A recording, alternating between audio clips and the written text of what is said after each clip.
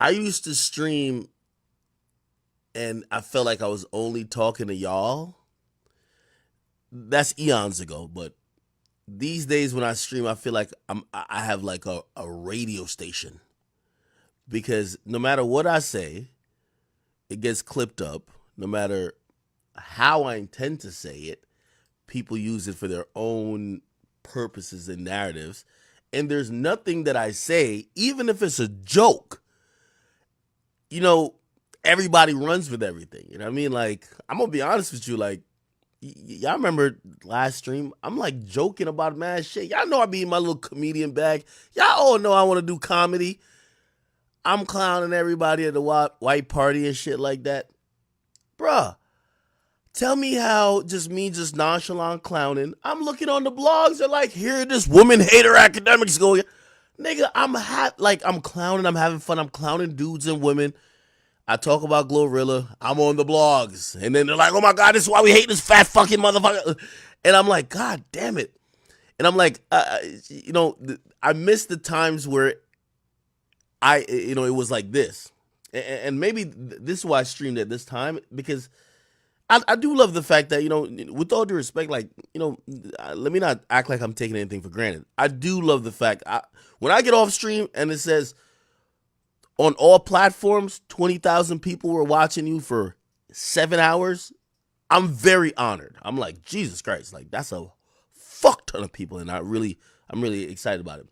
But I also miss the times where the majority of people that cared about the stream cared about the entire stream, and they understood some of the nuances, like some of the self-deprecating jokes I make about obviously me. Some of the like, okay, we're just joking here, or I'm just cracking jokes, or you know what I mean? For whatever reason, stream is now just turned into anything you say. It's like a press conference. It's like, Academics doesn't like Glorilla. He thinks she looks like a boy. She's a trans individual. Like, Jesus Christ, I can't make some jokes. You know what's so funny? Everybody make jokes about me, and nobody be like, oh my God, why y'all saying that about him? Like, what? But if I make a joke, it's whatever. Anyway, this is what I keep telling y'all. I'm going to keep pushing that comedy line. Eventually, I'm gonna do a stand-up show, because I think that's the only way to have a little bit of liberation with what you can say. Because, the message I've said before still remains true. It's better to be liked than to be right. Shit, with me, when the people or the precincts that I'm not liked in relay my message, it's always bad. Like, I'll go on there. Yo, I think I went on the Neighborhood Talk, and I seen some shit I said. And I was like, man, this fucking bitch ass nigga academic. Like, I get it. Like that's the funny part about it. Anyway, welcome to the this is like a late night. I'm hoping you probably had to get a notification to be up in this bitch. And I like it. So, I am gonna stream tomorrow. We'll stream at a prime time tomorrow, probably like around like 1 o'clock or something like that. I'm gonna try to do a day stream tomorrow. But, I'm streaming tonight, more of a, like, I was, I fell asleep earlier. I definitely was drinking. I was drinking, fell asleep, which actually, I thought I was going to wake up like 11, and I was going to be like, wake up at 11 and then stream for y'all. And then I wake up and it says, no, not 11, like 10. And then I wake up and it says 1 a.m., like 1:30, and I'm like, fuck. That's not like the window to stream. And I'm like, all right. But then I'm up and I'm reading comments and I'm reading everybody talking all type of shit. And I'm like, I have a lot of thoughts to do. And I'm like, I could be like one of these other niggas and just hop on a Twitter Spaces, which I'm not going to do. Like, why the fuck would I do that when I have a Discord community?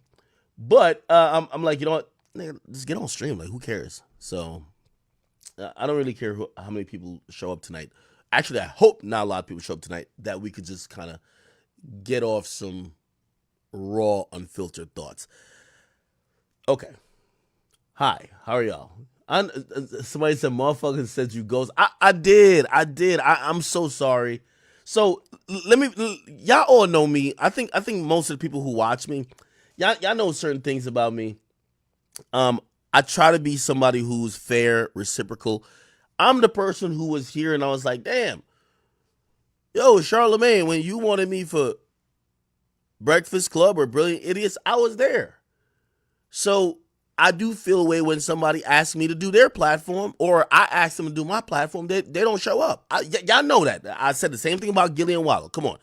I'm that person. So anyway, anytime we on stream and I call Whack, always answer. That nigga always answer. He's down or whatever, whatever. And yeah, so he been asking me to come on Clubhouse, and I was like, all right, whatever, whatever. And yesterday I had to repay a favor. You know what I mean? He comes like I could call Whack right now, and I'll be like, yo, I'm on stream, and he's gonna give us good content. How many times have we called? Like, you got to be fair in life, people, and that's how I operate. That's why, like, and I hope y'all understand me because when I be feeling a little way about other niggas, I'm like, damn. That's why you see me and I think Vlad knows that about me. That's why with me and Vlad, anytime I do his platform, before I do it again, he's like, yo, let me come on your show. Let me come on your podcast. You know what I mean? So like he just came off the record. The next time he come back to New York, I'm going to do Vlad TV. He understands that. And it's not like it's transactional like that, but it's just respect. You know what I mean? Like nobody wants one-sided friendships, right? And also so we've called Whack on a bunch of topics. He's jumped on the stream, talked to us for an hour and a half, and he's been saying, "Yo, Clubhouse, that's his shit. I want you to come on there." So I had to repay the favor yesterday. Obviously, I didn't think it was gonna last as long as it did. I thought I was gonna be on there for like maybe 2-3 hours. Felt like it was 5, but it's all good. I didn't get a chance to stream, but again, I'm glad that I did it because Whack comes onto our platform, so I got to return the favor. That's just how I'm bred. You get what I'm saying?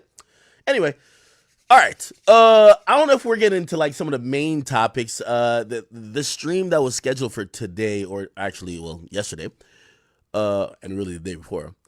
The title is Fulio's funeral. So Fulio did get buried. A lot of things to talk about there. I said, is he really dead? Diddy's ready to leave the U.S. Or is he? I thought it was very interesting. We'll talk about this a little bit later too. Diddy posted himself, which he could post anything, but he deleted everything on his Instagram. Then he posted himself boarding a jet, and that was it's a little bit interesting and a little odd. We'll talk about that. Yeah, we'll talk about it tonight. And Dirk's son supposedly shoots the stepfather, this is a crazy fucking story. He shot the stepfather, and now the stepfather is saying, Dirk, come get your motherfucking son, man. Come get this little niglet that I bought 4-wheelers for. This nigga just shot me, okay? You know what I mean? And of course, Dirk, in the only way that Dirk knows how to communicate is basically almost like, yeah, that's my nigga right there. That's my son. Yeah, shoot that nigga. You know what I mean? Like, he didn't really say that, but he basically was like, yeah, we only care about the kids. You know what I mean? Anyway. Also,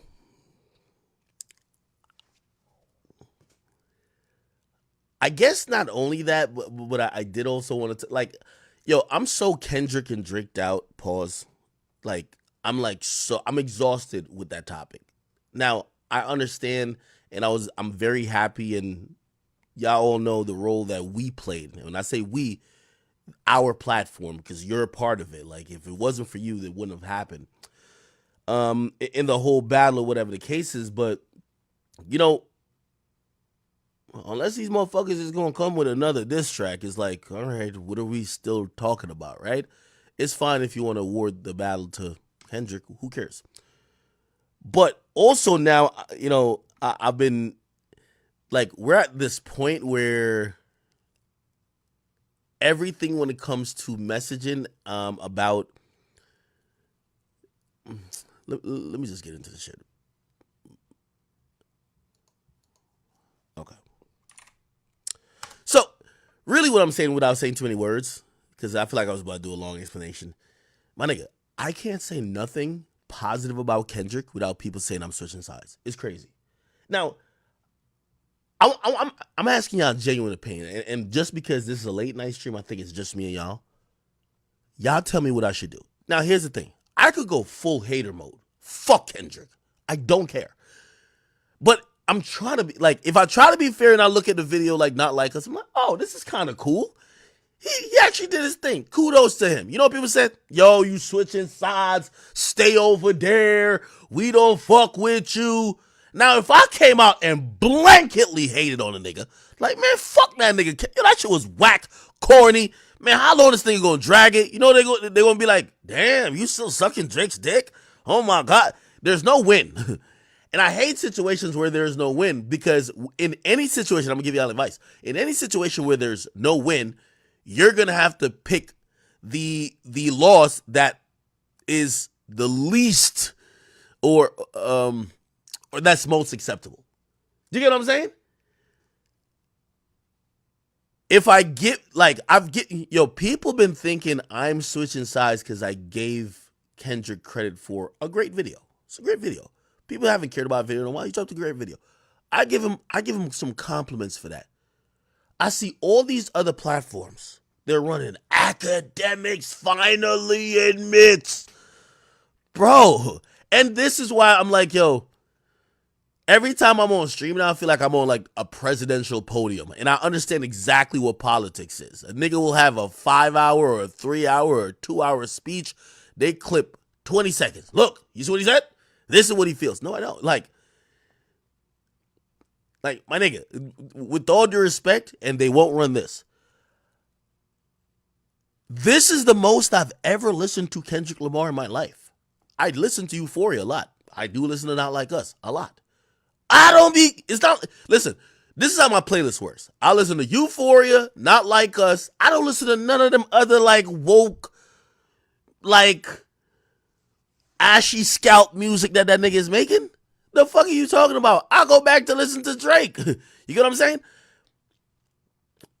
And not just only Drake, that's just not my musical palette, bro. Like, for the most part, you know what I mean? Like, I gotta get into some, like, I gotta feel like I'm on some, like, Wakanda shit to play songs like Humble and DNA. I'm gonna be honest with you, okay? Like, my nigga, half of the time I'm off the drink. I don't want to hear a nigga basically giving me a Martin Luther King speech while I'm fucking drinking. Fuck out of here. I want to hear about bitches and beaches, all right? Now, there's nothing wrong with it, too, though. You know what I mean? Like, I feel like y'all watching me and I'm just ranting. I don't even got nothing for tonight. I'm just probably gonna rant.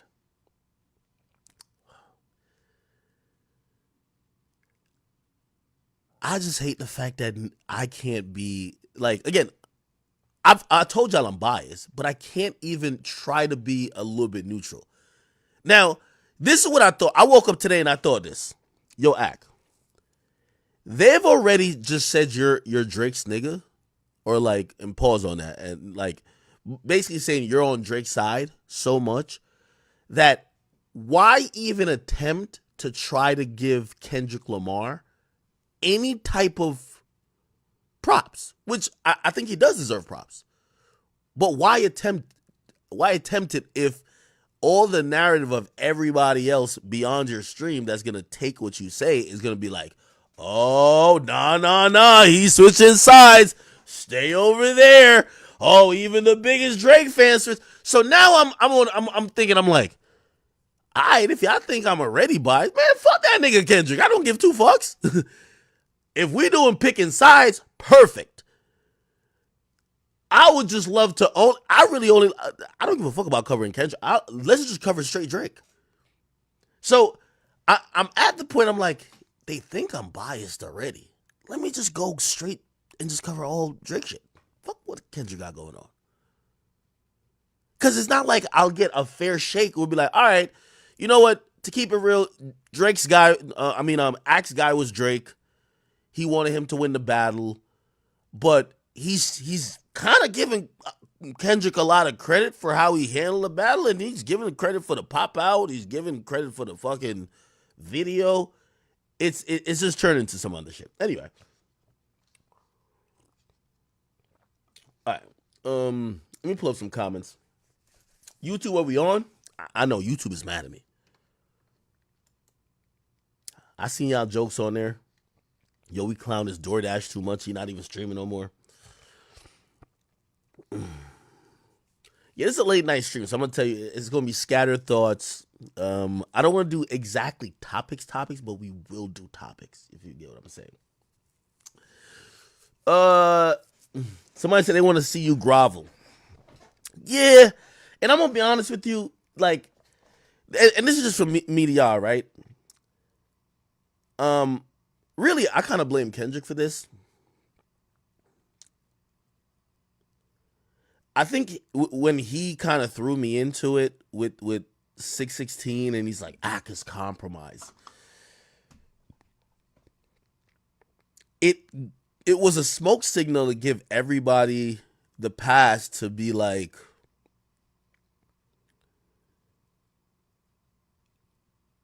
now, and here's the thing too, because yo, I'm so scattered thoughts tonight. This is why I try to have an organized stream. Anyway, when Kendrick put me in 616, right? It gave everyone the idea or the thought to say and use.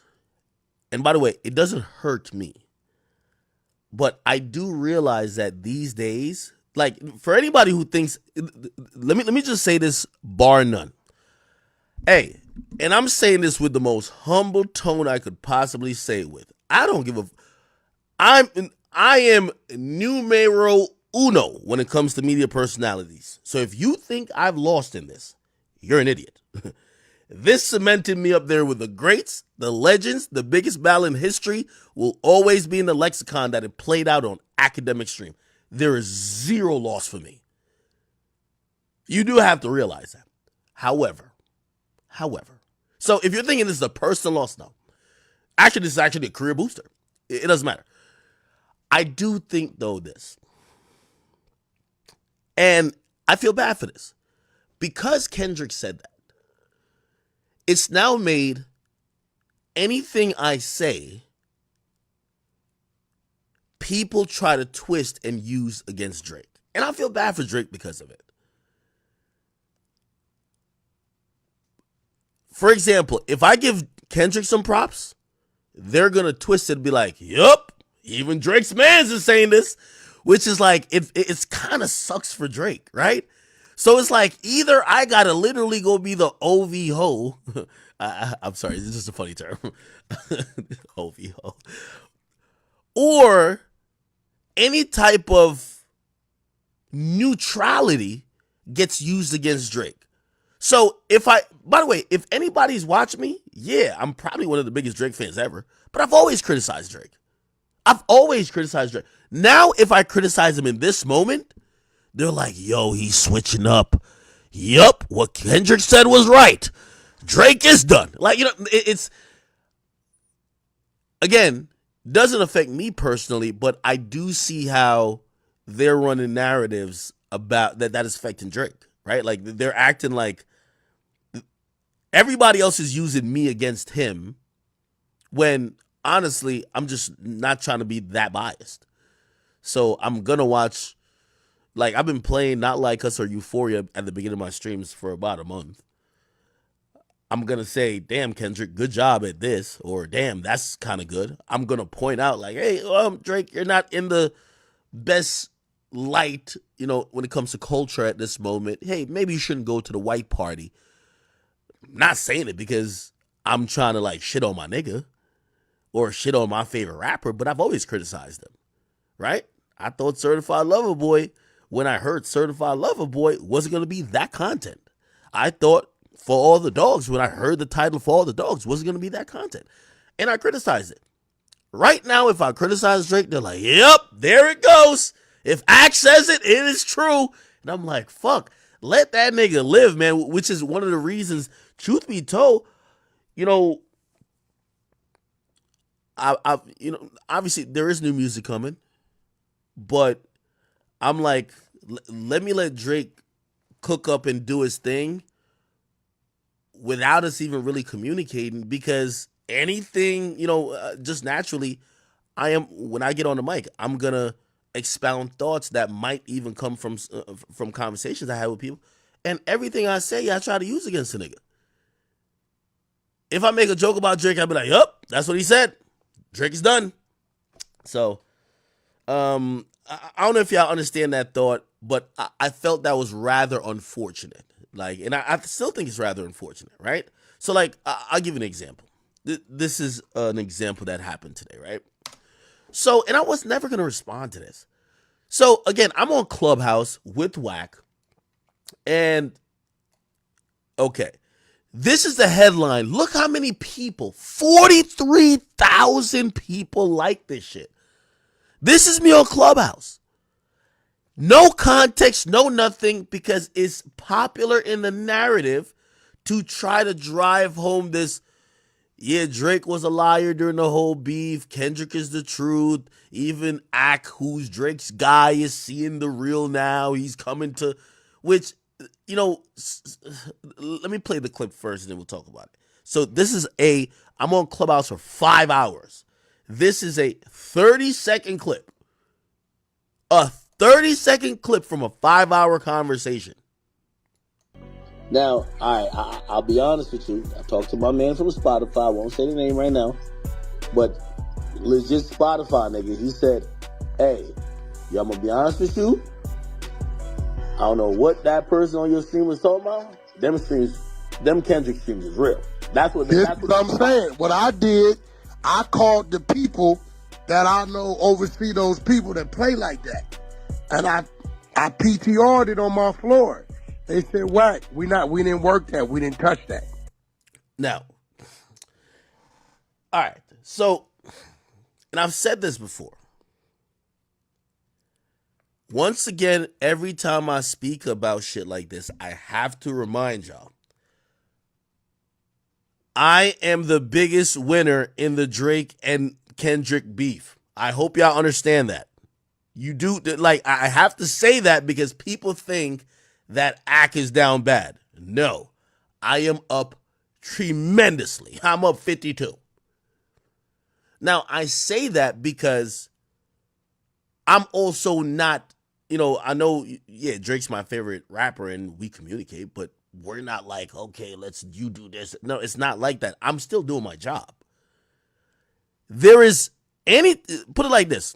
I'm trying to talk to some people right now to come expose Meg Thee Stallion about some fake streams. There's always some shit going on. Now, when I brought the person on that was talking about this not like us shit, right? That timing wasn't sent by Drake. Drake didn't send a nigga. That is honestly, I didn't give a fuck what it was. If somebody wanted to come on and expose Drake, I would have brought him on too. That's the funny thing about it. It behooves me to have this conversation. Now, the conversation about fake streams is bigger than Kendrick and Drake. And that's what I realized.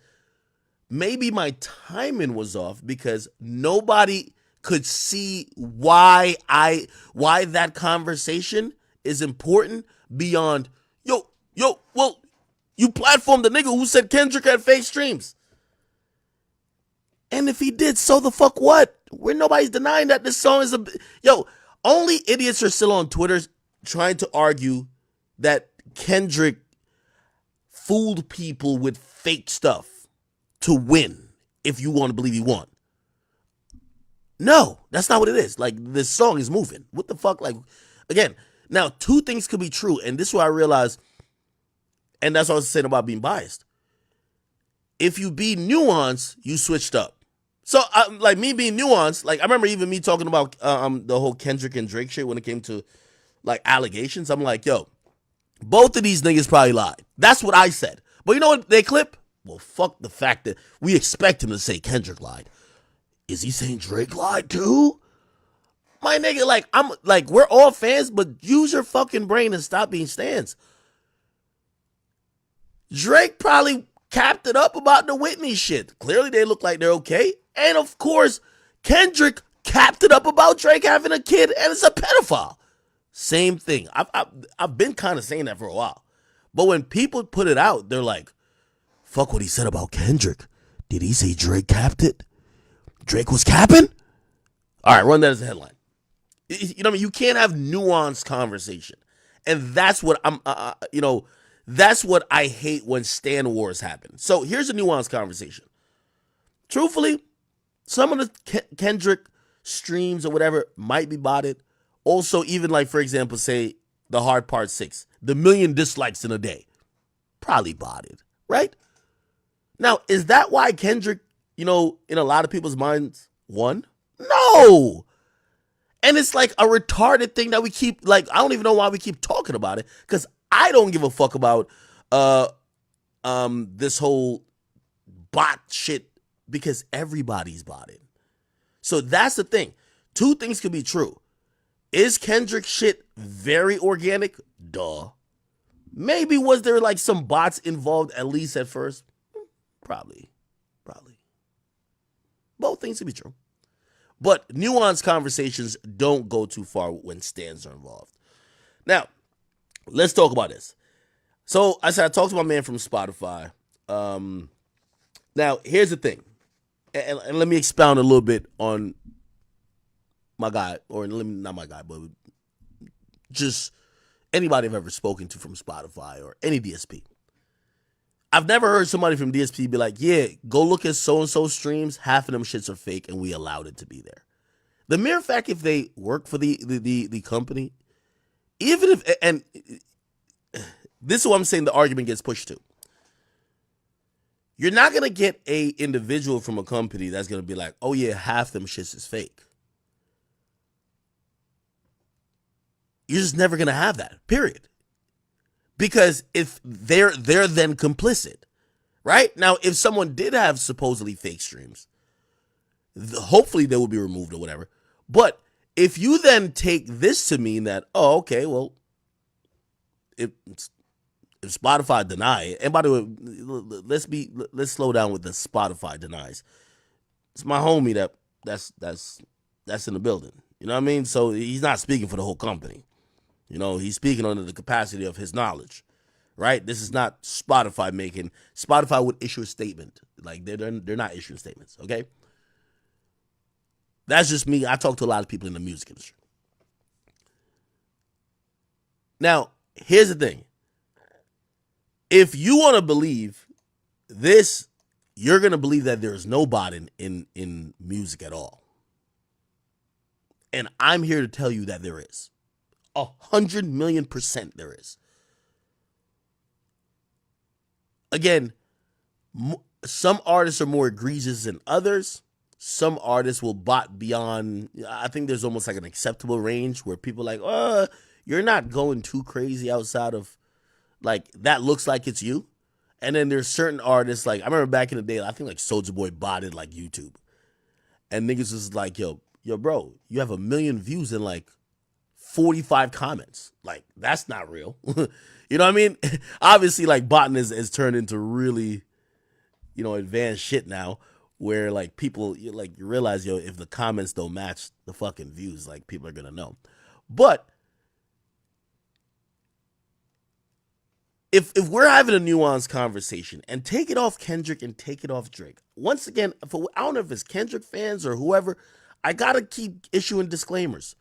Nobody's trying to make a point, or I'm not trying to make a point, that Kendrick Lamar got a win in a battle, or the only reason why Kendrick is seen as winning the battle is because of botted streams. No. We seen the pop out. We see the energy. If you go into a nightclub, if you went outside, this song is playing everywhere. It is organic. However, in moments, and that's what I thought when I brought that guy on, it was important. I thought in this moment we could also start hitting the nail on the head with the bot culture, because all of these artists are doing it. All of these artists are doing it. Now, obviously, people don't care about the real topic I was trying to bring to the forefront. They only care about Kendrick and Drake. I'm telling you that we're in the era of bots. Like, and I know we're in the era of bots because I've talked to these record labels. And I've talked to them, and they've waited for the first week projections. They have hit me and begged me or offered to pay me. Could you not tweet that out? It ain't going to be, he ain't going to sell 25. he gonna sell 50K. I'm like, nigga, how the fuck you know he gonna sell 50K? You know what they're gonna do? They're gonna buy sales for the rest of the week. They're gonna bot the shit for the rest of the week because 25 is gonna look crazy. You ever seen like a projection for an artist and it's kind of low? Then you see the final and it's like mad higher. You're like, oh, maybe people just start picking up on their listening. No, the label's like, fuck. Let's. I don't want to throw no. Which artists? You see, I'm too close, and I don't want to put certain people, and also expose certain private conversations I've had. I'll say this, and I got to be vague enough that y'all can't distinguish who it is. There is an artist. There's an artist that, perception-wise, they were supposed to be doing higher numbers. They dropped the record. When they dropped the record, after the first 2 days, projections came out. I put it out. I also talked about them on stream. Now, when I talked to I'm trying to be vague. When I talked to the people associated with their label, I didn't talk to them that week. I talked to them like maybe a month after. And they admitted to me. They said, hey, again, I'm only pausing to be vague because I don't want y'all to figure this out. Because I also have these conversations with these people, and I know I have a big mouth pause, but a lot of this is, yo, hey, Ak, I know you ain't. If you know what, if there's something you should say on your stream, I'm gonna tell you like, oh, you can tell people that, and if we're just having private conversations, you're not gonna go blab that too, right? So I'm being very vague because I don't want y'all to figure out nothing. So this artist should have sold this, right? Should have sold this. But they were projected to sell this. It was way under. And I talked about the artist, and I started to kind of even clown the artist. Now, I didn't know what was going on at the time. I was like, damn, this motherfucker is not lit. Anyway, a month after the sales actually come out, which was still low, I talked to them, and they said to me, they said, Ak, you were right. And the label themselves said to me, they said, we had a meeting midweek, and the option was on the table for us to, like, get these other people to influence the streams that we could get higher sales. So basically, without saying much, yeah, yo, this artist is projected to sell low. It's going to be a whole whirlwind of them flopping. We could change the course midweek and get it to be lit. I'm not even going to look at the comments because I don't want y'all to name people. I'm not even. And the label said this to me. The decision was made to not bot the person's sales or streams to get a higher first week sale amount. I'll tell you why.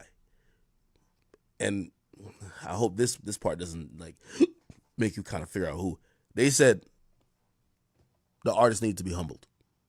Because I guess they were having conversations going into the album, leading up to the album, that the artist was delusional about how hot they were and how much people were consuming their shit. So it's one of those things they're like, all right, you're going to have to fall flat on your face. We're not going to botch your streams that people will be like, oh, they did decent numbers. They allowed the flop. They allowed the flop. They allowed the flop.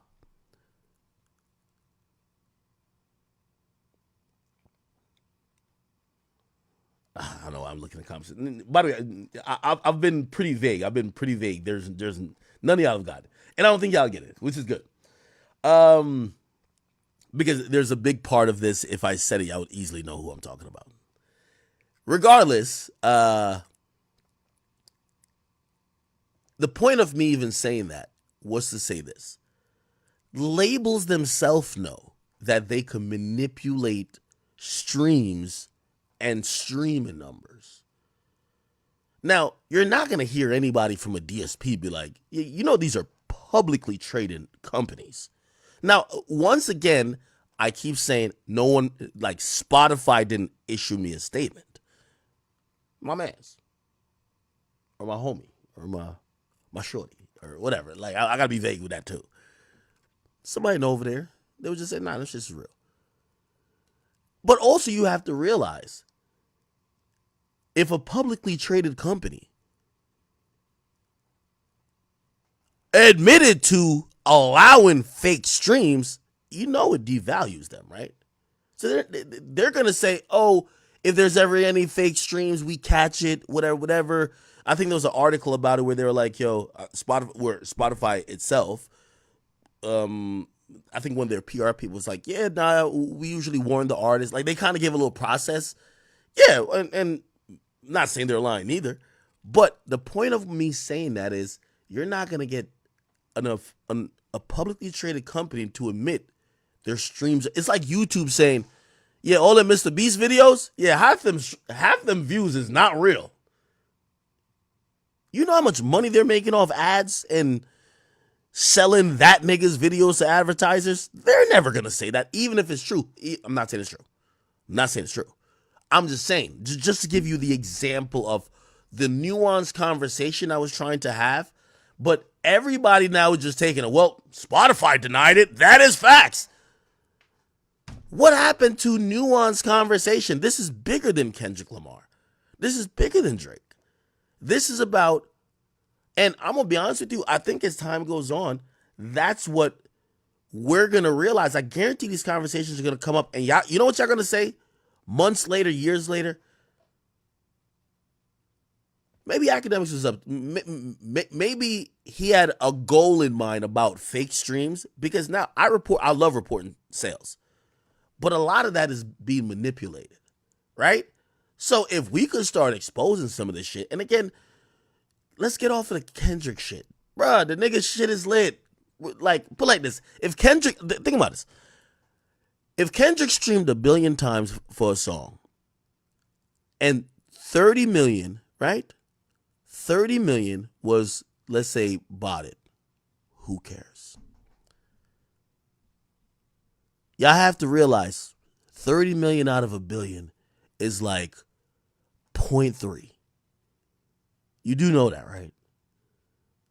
If he streams 1 billion times, and even if 30 million was botted, it's like 0.3. So my point is this. I don't, like, it's ridiculous, and I would never make the assertion that that's the reason why Kendrick has succeeded or with it. No. But if we're going to talk about fake streams and bots, let's talk about fake streams and bots. Now, I get it. At the juncture where I brought somebody on, they were talking about Kendrick Lamar and Drake. But that's the only way to really get some of these conversations on the forefront. Because of my relationships, and I'm kind of cool with some of these guys, and I'm not trying to like air them out when they're not in the limelight for that at the moment. There's like 3 artists, they bought every album. Like, I won't name them, you might know them. And I'm kind of cool with these guys. I'm not saying I don't know if they do it, if they're aware of this, but every time their albums come out, it's always bought it.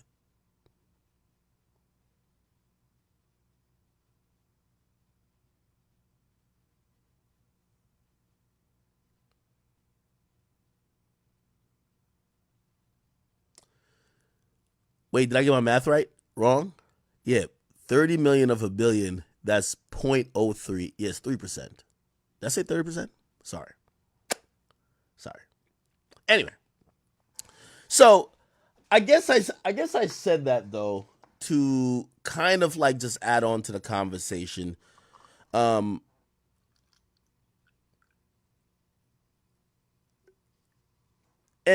I can't get mad at the people who would take that and use it as like, oh, there's a clip. Yo, Axe said he spoke to somebody from Spotify. They said they're real. Yeah, that's an acceptable clip. I think people just have to use their thinking caps. What the fuck were they gonna tell me? You know what I mean? They're not gonna be like, oh yeah, I ain't gonna lie. Also, here's the thing. If I'm telling you that most of the industry is able to finesse or fake streams, why do you think that these companies would either actively catch him, because if they know that niggas is faking streams, it's on them to remove them. So, nope.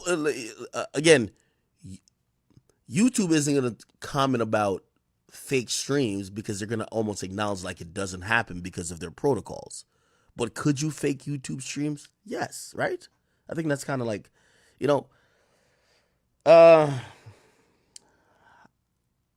again, it's a little bit more nuanced than just did Kendrick. Like, bro, like, you know what I realized? And remember when I said after the Not Like Us video drop, bruv, and trust me, the longer the moment lasts, it does help me because I guess I'm still central to a lot of this stuff. But bruv, when are we gonna just move? Like, this shit is over. It is over. It's done. And I know some of y'all might be like, well, act no, nigga, you keep talking about it. Well, I mean, I'm not necessarily trying to talk about Kendrick and Drake. To be honest, other than these diss songs, there's nothing I want to talk about as it relates to Kendrick. Yeah, have you ever realized that? When it comes to Drake, we talking about, why he go to the white party, why he's on Wagwan Delilah, why he's on. With anything with Kendrick, only thing we keep talking about is this battle. There's nothing else to talk about. Everything with Kendrick is only this. This is what I'm saying. I can't. When the music video dropped, I said, all right, good. Let's get away from this moment that we could talk about other shit. Like, I'm still gonna talk about Drake, but I'm ready to talk about the new music he finna put out. I'm ready to talk about, okay, what's the next 6 months to a year gonna look like for him? I'm ready to talk about, all right, he's giving us CLB, Fall the Dogs. He did Honestly Nevermind. He's back with Gordo. Are we doing Honestly Nevermind 2? Or are we about to, should he go back on a Scorpion wave? Let's do half rap, half. That's what I want to talk about. But niggas only want to talk about this goddamn battle.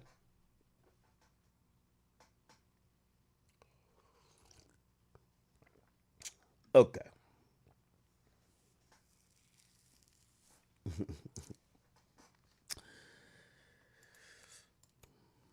Y'all are in the comments going crazy. Let me see. Extremist Clip says, no way you think the Hard Part 6 dislikes were botted.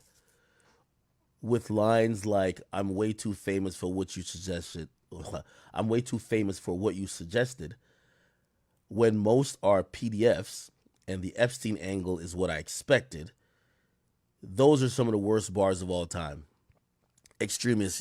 Again, this is what I'm saying. People are judging everything based on who you like.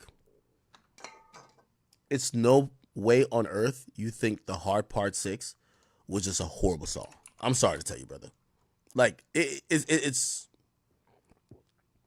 no way you're telling me that this is just a fucking horrible song. I get it. You might not appreciate his angle because some people feel like he's waving a white flag. Some people feel like this is not what you drop after Not Like Us. But you're telling me that this song is not a good song? Like, I mean, what? It's a lyrical song. If you've ever listened to lyrical Drake, he's being lyrical on there. Again, you might not like the content and the angle, but he's being lyrical. You're telling me that this deserves...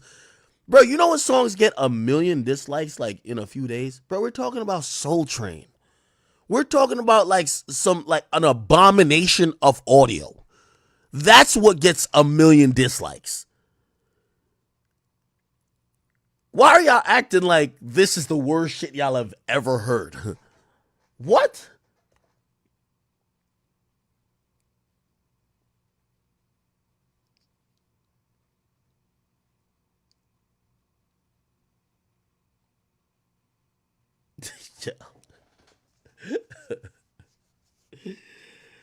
Oh, man. I don't even know if I could play it. Can I play it?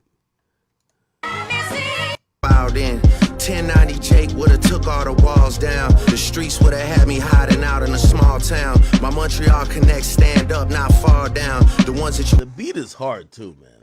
I like that beat. Bro, we're not saying that song was effective in the battle. I'm saying when we're talking about dislikes, I'm saying, do y'all think that song was so atrocious that a million dislikes in like 2 days is what it deserved. Come on, bro. And fuck deserved or not. Do you think a million people went to dislike it? No. They're botted. Also, if this is another reason I'll tell you, you know it's botted. Oh, I can't even see the likes right now or the dislikes. After so it hit a million dislikes, like literally after like the second, no, actually the first week. After this, is how you know it's botted. It hits the mark real quick, and then afterwards, you don't consistently see dislikes anymore. Like the dislikes is leveled off, like it kind of almost like it stopped. And the like to dislike ratio kind of got back to normal. That's why you know that increase of dislikes was fake. You get what I'm saying? The point is this: if a million people dislike this in a week, it's been 2 months now. It should be 5 million that disliked it, or 3 million that disliked it. But it's still at a million dislikes. So you're telling me everybody who disliked it just all disliked it in 1 week, and everybody, by the way, the views have kept going up. It's at 21 million. And everybody else who heard it after that just was like, all right, we're just not going to dislike. Come on, bro. Come on, bro.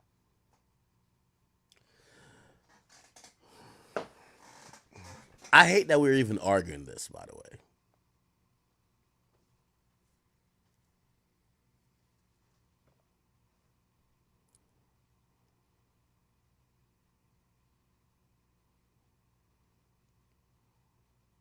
So y'all, all right, man. I cannot win with y'all, man. Let me ask y'all a question. For the people who, you know, I think a lot more people are invested in seeing maybe the downfall of Drake or seeing Superman bleed. Like you want to see the king get humbled more than they are Kendrick fans. Like I'm gonna be honest with you. I wish I could open my Spotify. I have never played a Kendrick song as much as I've played Not Like Us and Euphoria. That says a lot. Like, if you look at my play count on those, I've never played no Kendrick song as much as that. Like, nigga, I get Kendricked out. Nigga, all that pro-black wokeness bullshit, nigga. I do a good power 10 minutes, 20 minutes of that, and I'm good for the week, nigga. It's like going to church. You go to church, you're like, all right, I'm good for the rest of the week. I'll catch y'all niggas next week. You play, for me, I play Kendrick for 20 minutes. Don't say to me, hey, all of that like humble shit. We ain't listen to that on the daily. Hell nah. Nah. I listen to that real quick. I feel like I'm on my, my Wakanda Black Panther.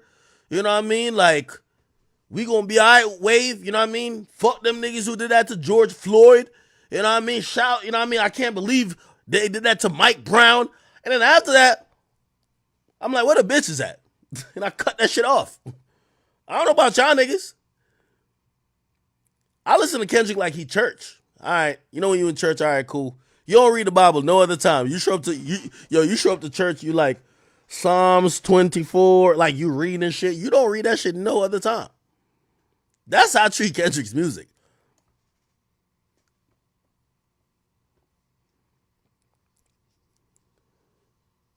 This is the first time I've bumped Kendrick music. I've probably listened every day for the last month. Because, yeah, these songs are catchy. And I'll go back and catch some shit, yeah. But on a regular circumstance, I do not listen to this. Yo, I listen to this nigga. Yo, I remember, which, by the way, I was even being objective then. Remember when that nigga dropped To Pimp a Butterfly? I said that album had one of the least replay value of all time. But critically, one of the best albums. It's an amazing album if we're just analyzing, okay, bars, content, the technical aspects of shit's great. Am I going to listen to that shit over and over again? Hell no. Nigga, after I listened to that shit once, I think I did a review on it on YouTube. I said, all right, yeah, I'm not gonna listen to this shit for the next 5 years. Yeah. A lot of his music is that for me. For me. I don't know about for you. For me. Now, Damn is different. And by the way, I'm also, you know, I hate when fans think they're gangbangers. They be like, yo, you can't like Kendrick now. Shut up. I like music.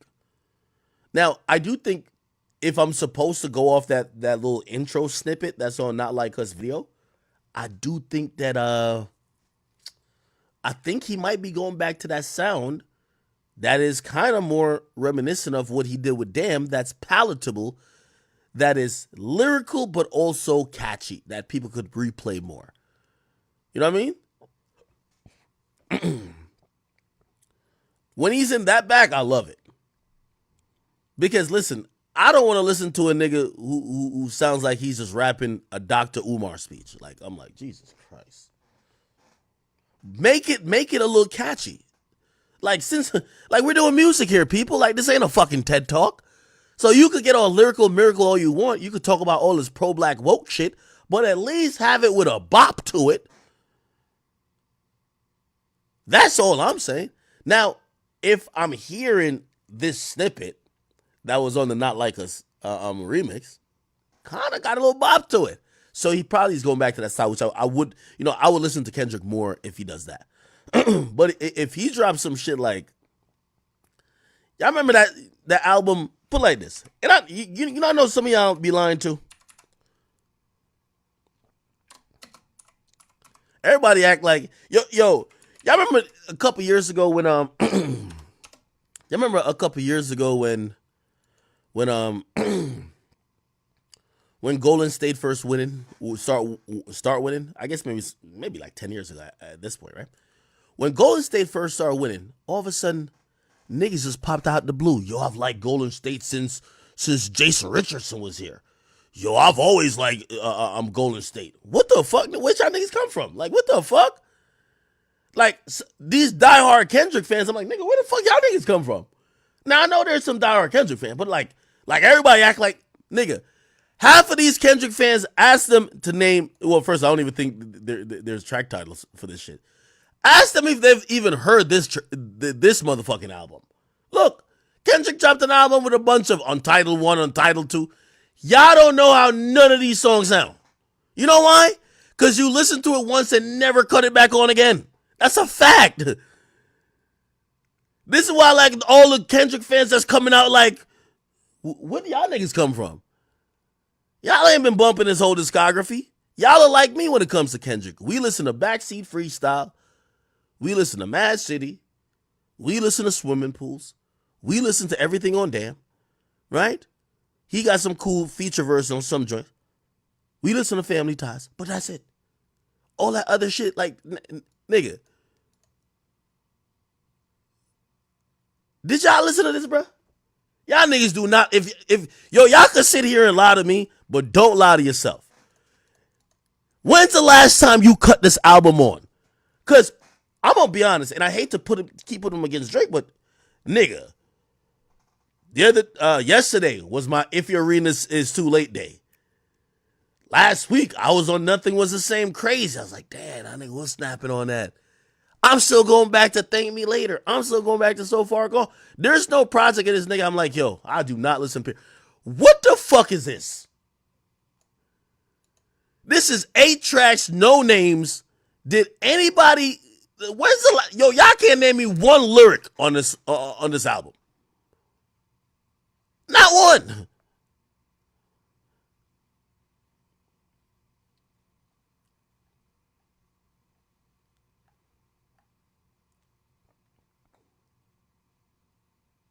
Anyway.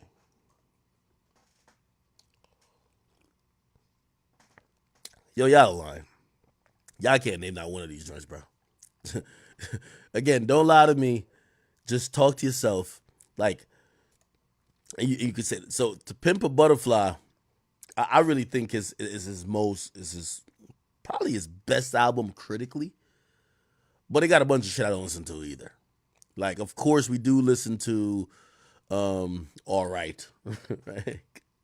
King Kunta, cool. Blacker the Berry, but some of these other joints,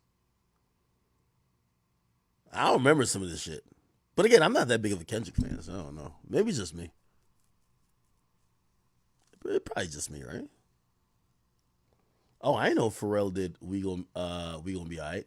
I see why he beefing with Drake. That nigga said, for Pharrell, I inherit the beef. Fuck all that pushing P. Nigga, how about you push a T?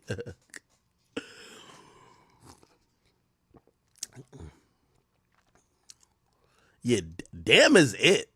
I've always thought, man, listen, here's how I kind of look at music. And this is for all y'all musicians who just rap like you trying to suck the air out of the fucking room. This is music, motherfucker. If you can't mix it, you're supposed to mix your message with a great sounding project. Like, it's supposed to sound good and you're supposed to have some substance. So you could be rapping about, like, you know what I mean, the earth, moons, and the stars all day.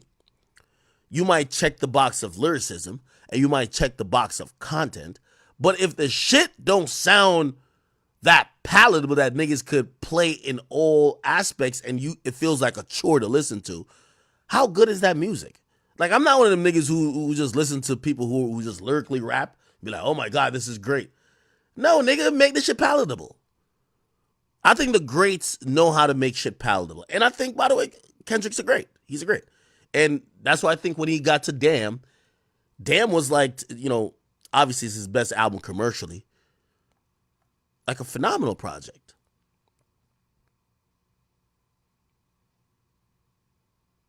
Wait, Top Dog is listed as production credits? Wait, Top Dog made beats? How the fuck is Top Dog the producer on this?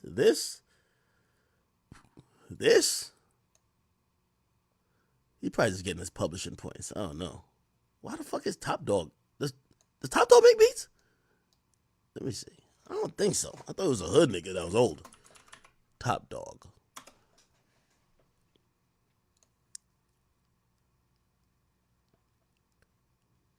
How the hell is Top Dog producer? Is he a producer? Maybe he's a producer.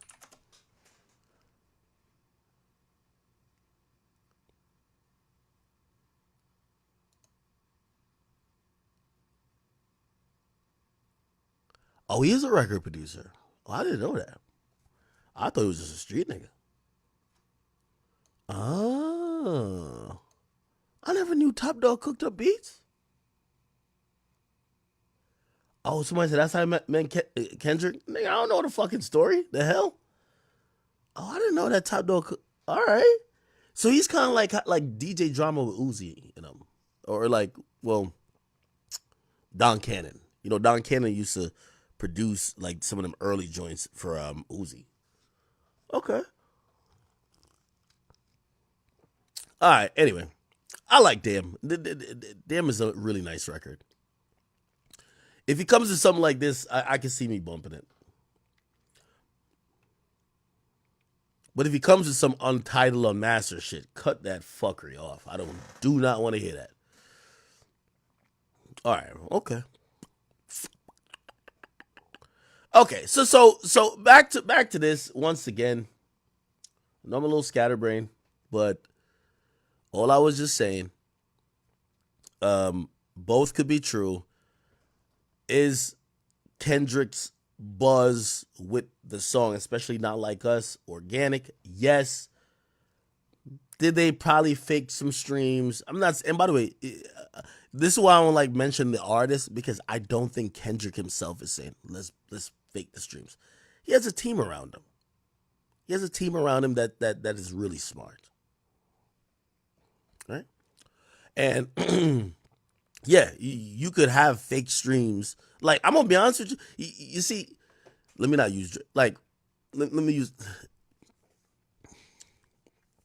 Okay, yeah, let me use Post Malone. Good, perfect. Like Post Malone, like White Iverson. Now I don't know it for a fact, but I'm pretty sure some of those streams were faked. That's how it goes, motherfucker. I'm trying to tell you how it shit works.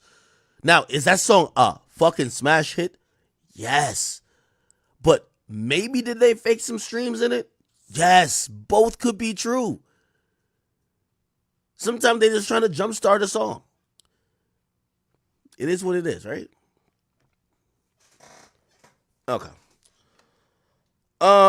Frank, you're a liar, Frank. He says, the hard part 6 is Drake's equivalent to King Combs' Pick a Side. Both age like milk.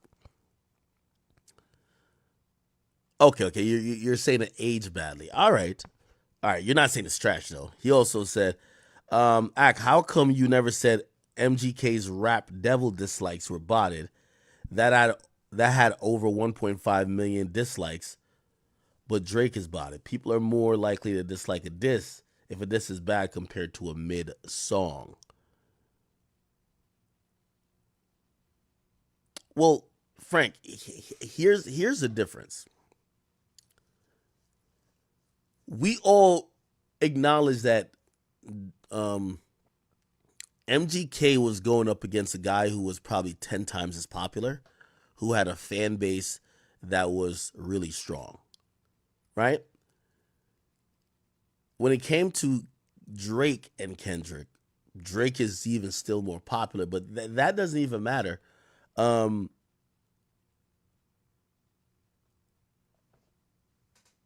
Again, it's a trajectory of how the dislikes were given. All the dislikes came in a week. And then after the week, we didn't see much dislikes. It looks like some manipulation, but who cares?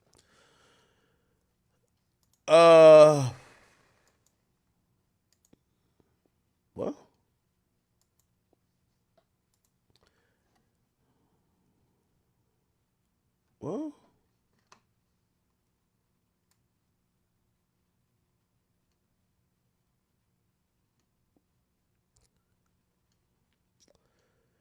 oh, what's the dirt is up? What's up, brother?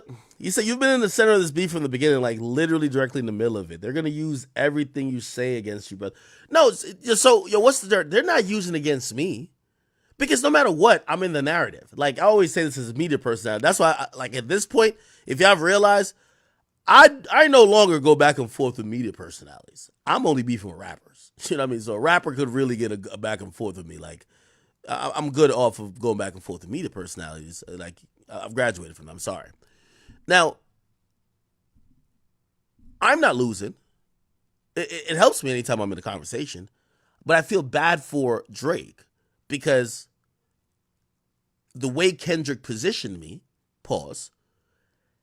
everything I say that is either critical of Drake, they use against Drake, and anything I say that is complimentary of Kendrick, they use against Drake. They're using me doing my job against Drake. So it's not I think someone hit me recently and they said, yo, the media is making it seem like you're the biggest detractor from Drake at this point just because you're giving honest critique. Yeah, I don't like nobody going to that. I'm going to keep saying it. The white party is a colonizer party. It's a Michael Rubin party. It's a colonizer party. I don't like that party. Lil Baby sold his soul. Meek Miller's getting donkey. I don't like the party. I'm sorry. I don't like it. I only see bad vibes. It gives me glorified slave auction vibes. I don't care. Whether Drake is there or not there, anytime you hear me comment on that motherfucking party, I'm going to always ask, why are all these fucking Negroes who don't do business with this guy running to the Hamptons to dress up in white and flaunt around like some glorified slaves? I'm always going to ask that question. Then I'm going to ask why every time we see these motherfuckers from that party, it always emanates with some emasculating overtones of some shit that kind of make you feel like you're in Django. That doesn't sit right. You don't even hear me say that about the brunch.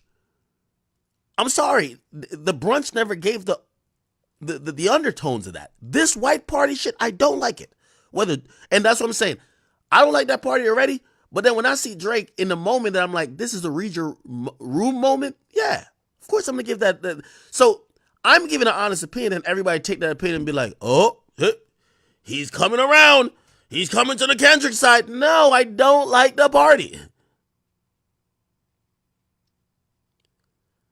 I'm wondering why well, I understand why Lil Baby's there. You know why Lil Baby's there? Because he's getting a fucking check from the guy. And by the way, I actually, I've said this about Lil Baby. I talked about it for a year.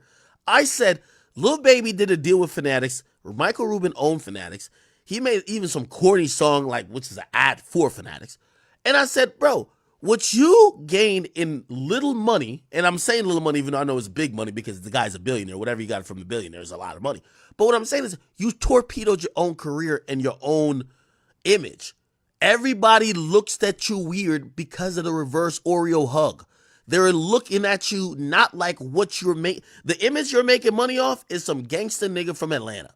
And then you torpedoed that just for a check? Why would you do that?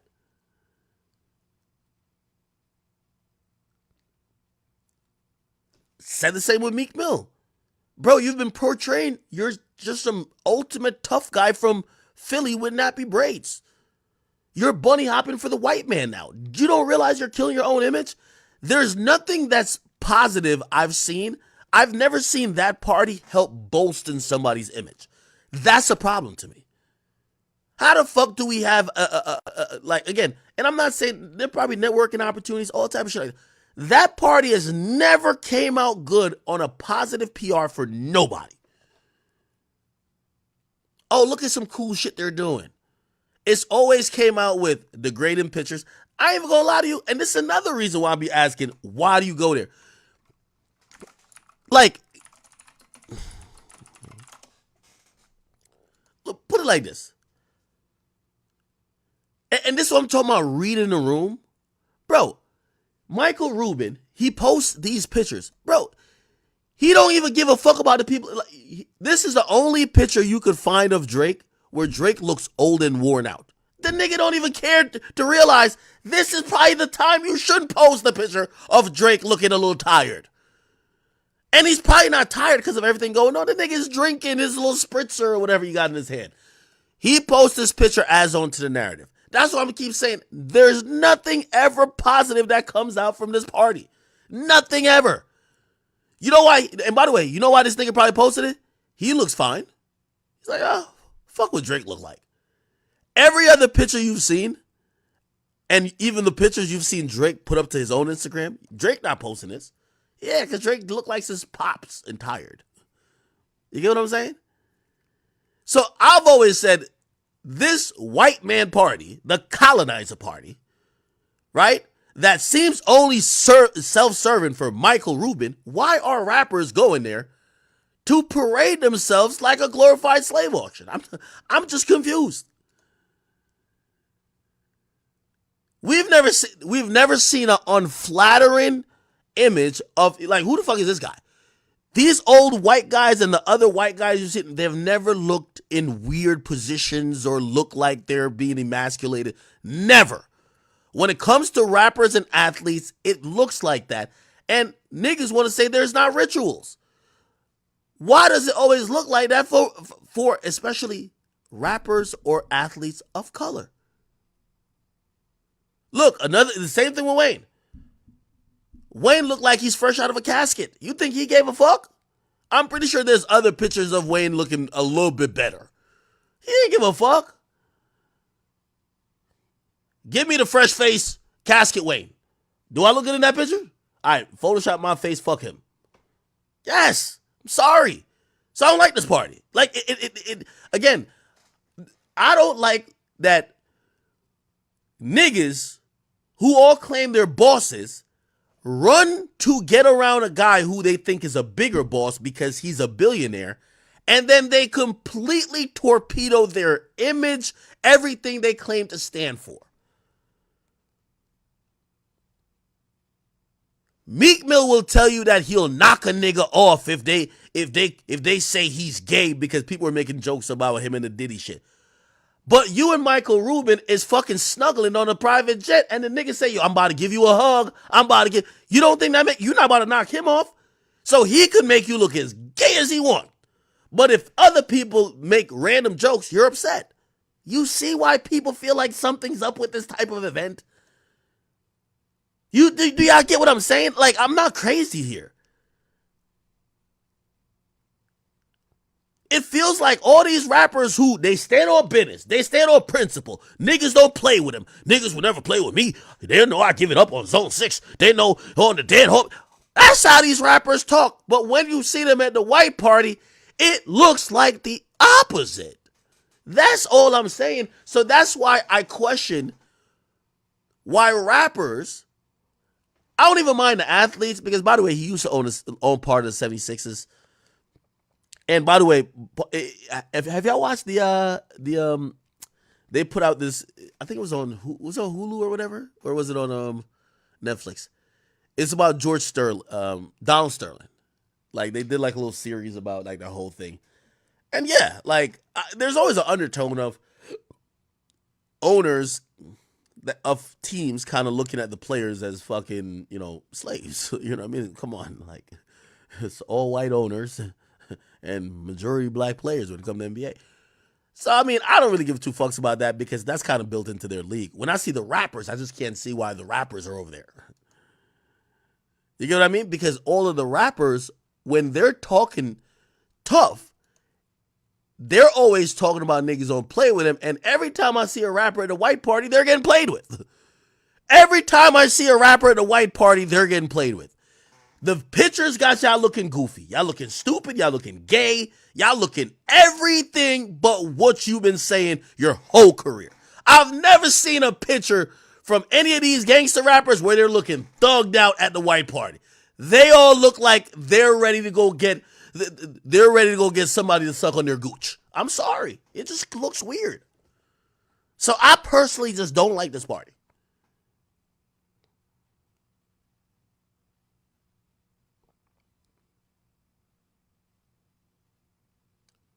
And also, maybe I'm being a little bit facetious, or not facetious, but cynical, because I think this dude know who to play with.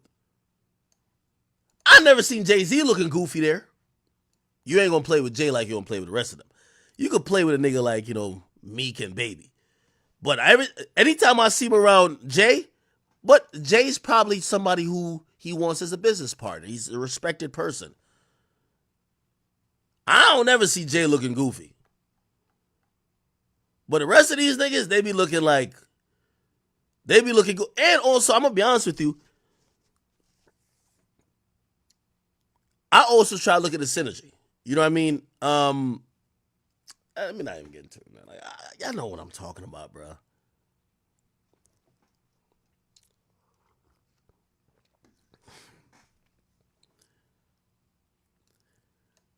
It just looks like these rappers, at the end of the day, they're still always glorified niggas that would sell their ass for a piece of coin.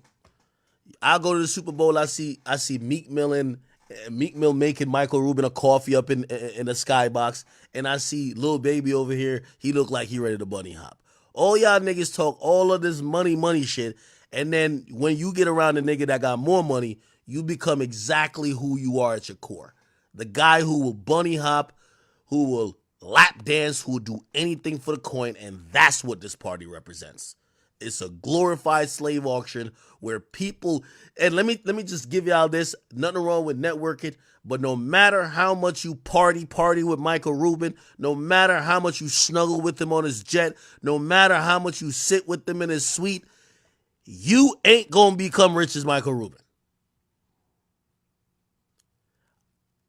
And nothing wrong with the association, but you should also know if your brand is looking compromised, you're probably hurting.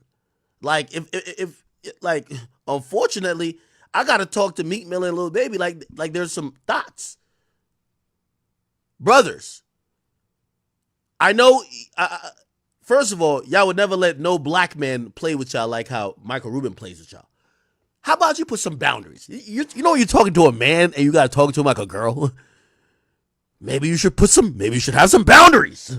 No, we're not doing naked chest hugs. No, we're not doing the reverse Oreo. No, you're not gonna make these type of jokes about me and my masculinity. Yes. Yeah, how about you brothers have some standards and have some motherfucking put up some boundaries with this white man, because I guarantee another black man can't say none of this shit to y'all. That's all I'm saying. Put up some boundaries. Hey, when we hang out, we equals. I don't want you asking me to fetch coffee, bunny hopping. I don't want you to be making like deprecating jokes. Like, no, we homies. That's it. Cut it out. Put little boundaries up, because y'all be coming off like thoughts. It's like the thought that came over from getting the gangbang ran on him and be like, damn, you gotta have some boundaries and some self-respect. That's how we talking to the rappers when they get around this white guy. I don't know what it is. Everybody else they're around, they're super tough. I wish a nigga would. Like, you could tell when these niggas around Michael Rubin, he probably slapped them on the ass. Good performance, Meek. What the fuck? The fuck? This nigga slap my ass? Yeah! You know what I'm saying?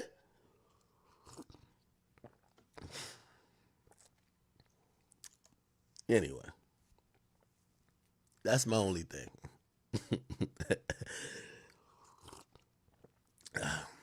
Have some boundaries and self-respect, guys. If you're going to whore yourself out for money, it is fine. But remember that your image is what you're selling. That's all. That's all. Okay. Am I wilding? Now, yes. So back to this. Nigga. I'm pretty sure Drake wouldn't have posted this picture up, but Mike Rubin's like, fuck it, nigga. Who gives a fuck about Drake? You know what I mean? And that's kind of how I be looking at half of this shit.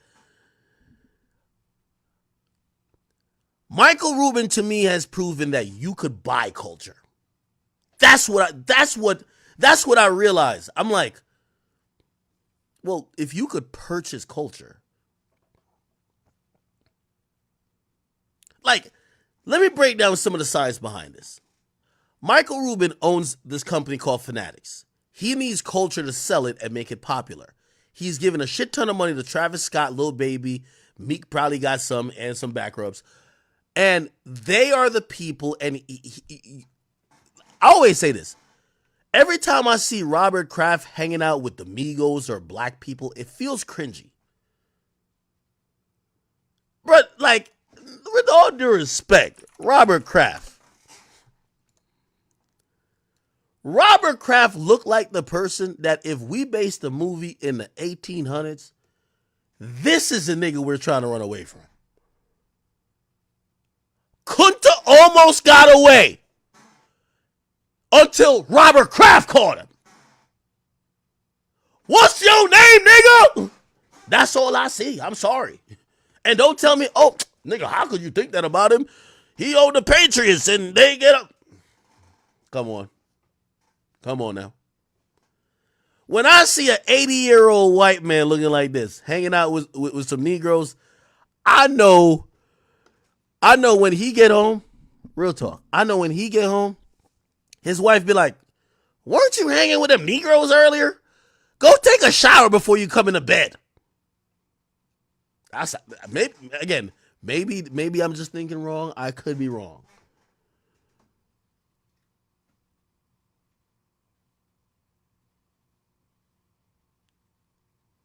There is no synergy between this guy and a bunch of rappers. None.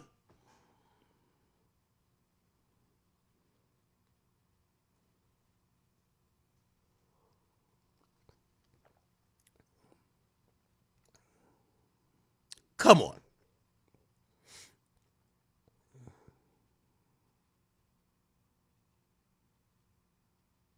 That's all I'm saying, people. So, again, I realize that culture could be bought. And by the way, you know how he bought into culture? When the Patriots kept winning, they would throw a few coins and pennies to hip hop. Yo, we're doing the Super Bowl party, like the private party. We want the Migos to perform. We want this person to perform because that is part of the culture of what, they play these songs in the stadium and shit. Like, let's get these niggas to perform. These guys show up. All these tough rappers show up in loafers, suited and booted. They act mad different around these niggas. And then I think these guys realize, okay, well, if we got him coming to perform at these private parties, oh, how much do y'all usually get paid? They usually get paid 100,000? That's it? Nigga, take 200. You know rappers already. They're ready to sell their soul and their booty hole. Oh my God. This nigga doubling my wage. Oh my God. This is my real homie right here. I love you. I love you, Robert Kraft. Then the smartest thing ever. Put it like this. For how much I've seen niggas like Travis Scott, Meek Mill, and what's the other nigga name? Lil Baby hang with Michael Rubin.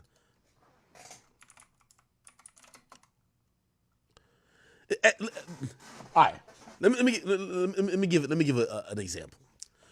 When Jay-Z got Tidal, for him to get black people to be like, other black celebrities to be like, oh no, we're with this, he had to make them co-owners. When the white man gets something, first of all, he don't fuck with y'all already. He give y'all the smallest endorsement fee that y'all probably think is a lot. Y'all don't own Fanatics. Like, let's see who own Fanatics.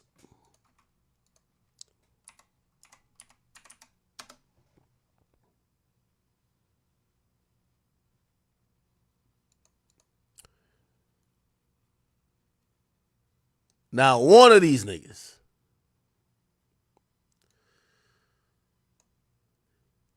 Which, by the way, again, that's the reason for, you know what I mean?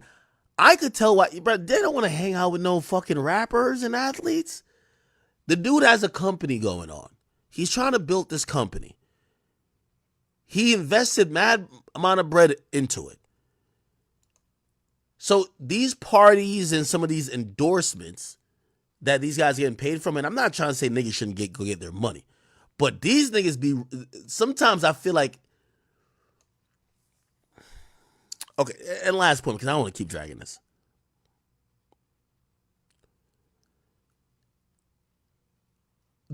This Michael Rubin white party shit gives me the same vibes of, you know how people will show up to like an event that's kind of like a black event and they're like, oh, I gotta come to this shit. They show up to the event that is not of their culture and they feel mad esteemed to be there. Like, oh my God, they're dressing different, talking different. Like, nigga, you're from Zone 6 Atlanta, nigga. You from Memphis, nigga, you don't even know how to say music. You say music. And you're here. Yo, I guarantee Glorilla was there speaking perfect fucking English, nigga. Enunciating like a motherfucker. She was probably there like sounding like a scholar. You ever seen people's code switch? You be like, wait, you talk like that to niggas, but look how you talking to my...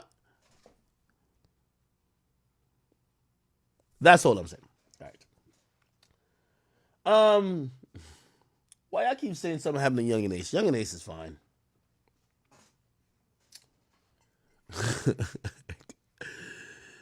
All right. I'm done with my little spiel. What else? Let me see what else is going on.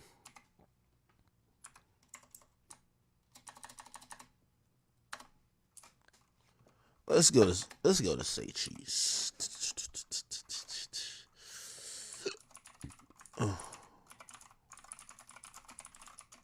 Okay. See what's going on now.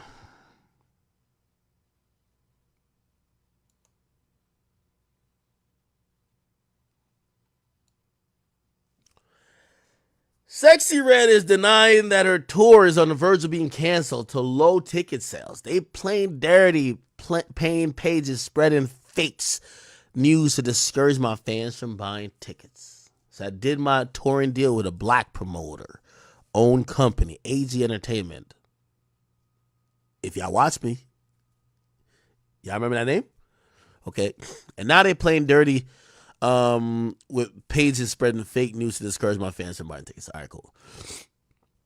This is how they do when you try to go with an independent promoter and the bigger companies try to sabotage you. We not canceling shit.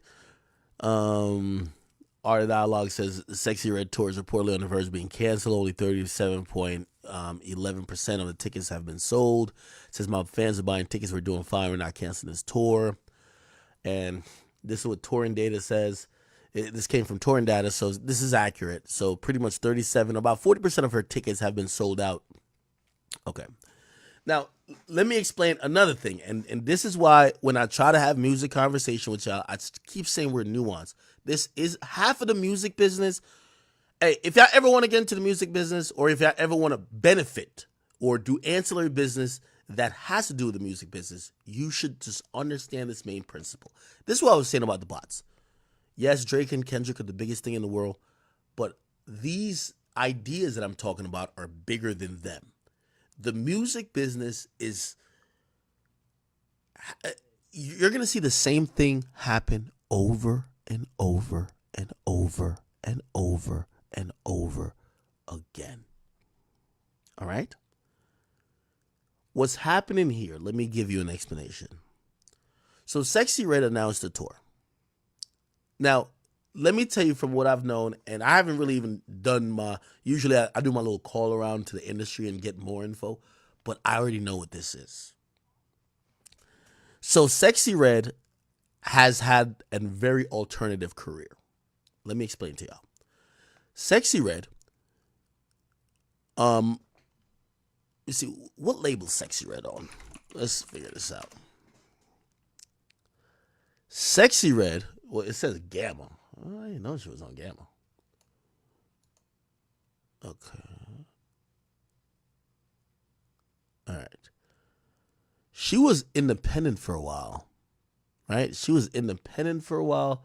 Now we hear she's on Gamma. All right, cool. Now, let me break down a few things. Sexy Red came out the gate and didn't want to be like the regular artist. She didn't want to sign to the big major. She didn't want that. Also, what helped her is that she had organic, like she had remember when Pound Town dropped? She had an organic, by the way, I think one of these labels is owned by Take Keith. Maybe it's Open Shift.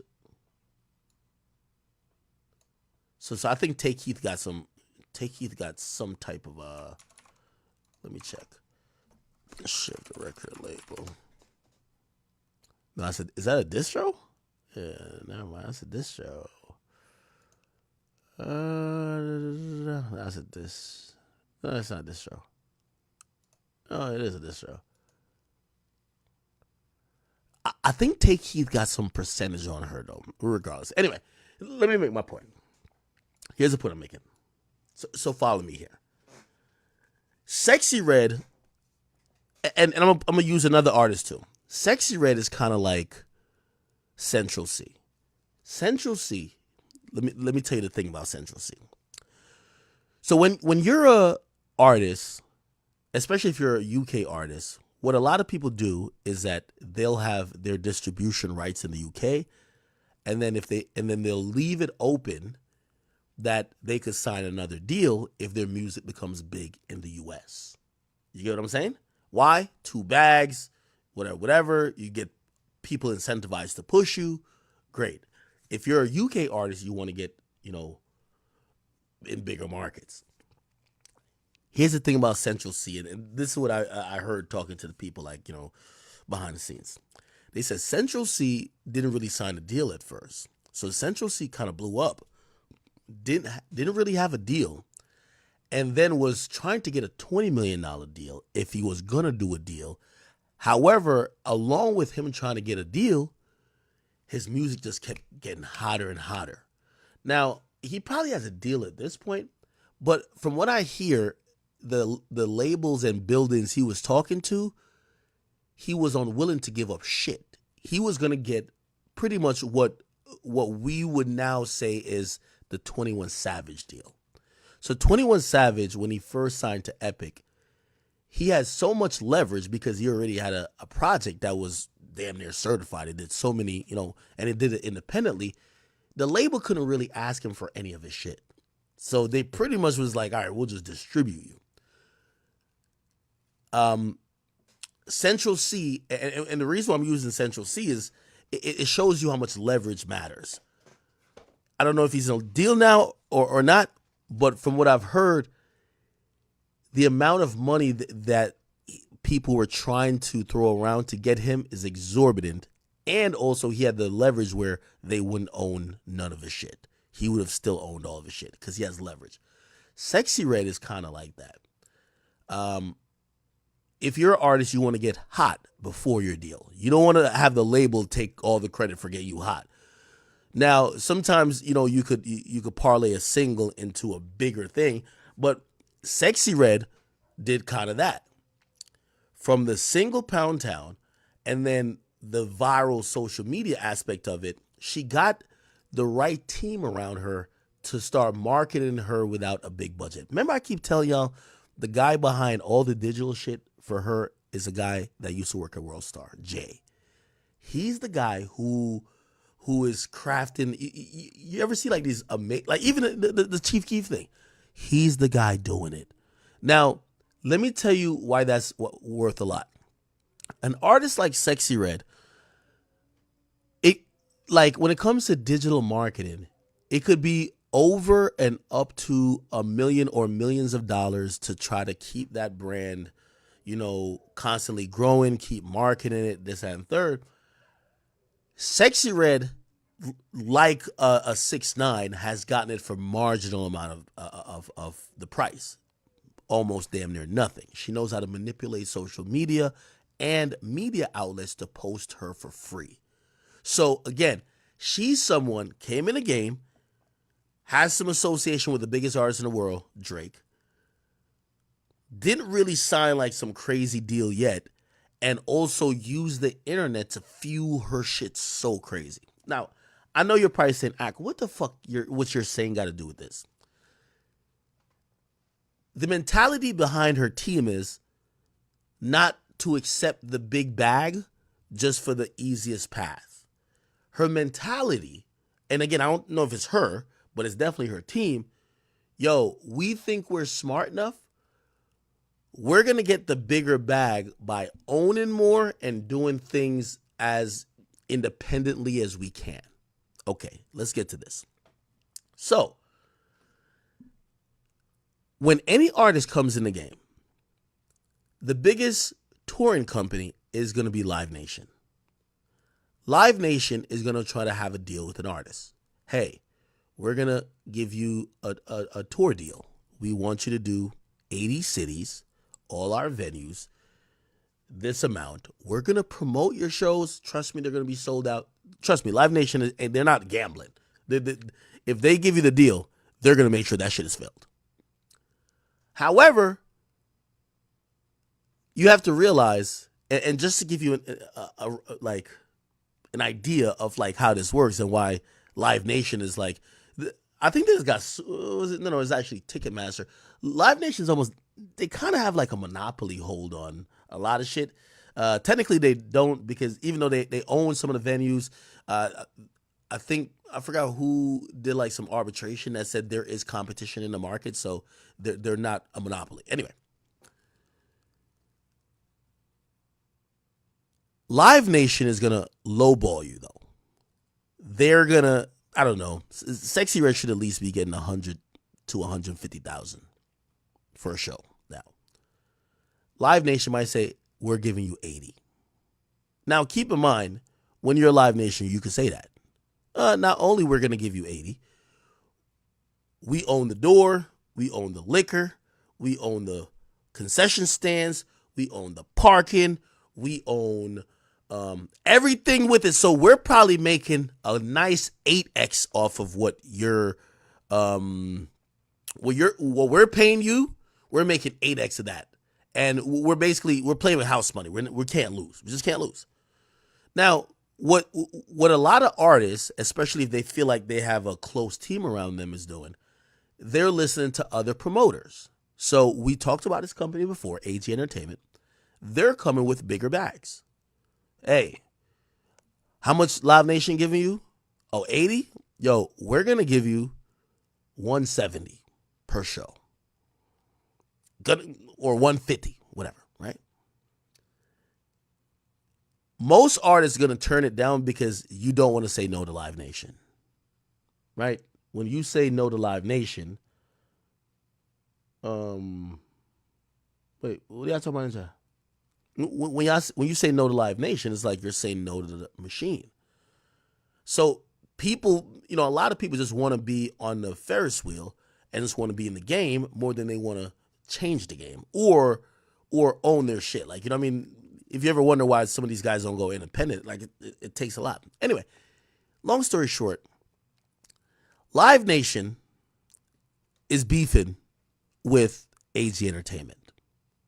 Anytime they go for a bidding war on an artist that picks AG Entertainment, you always see slanderous shit.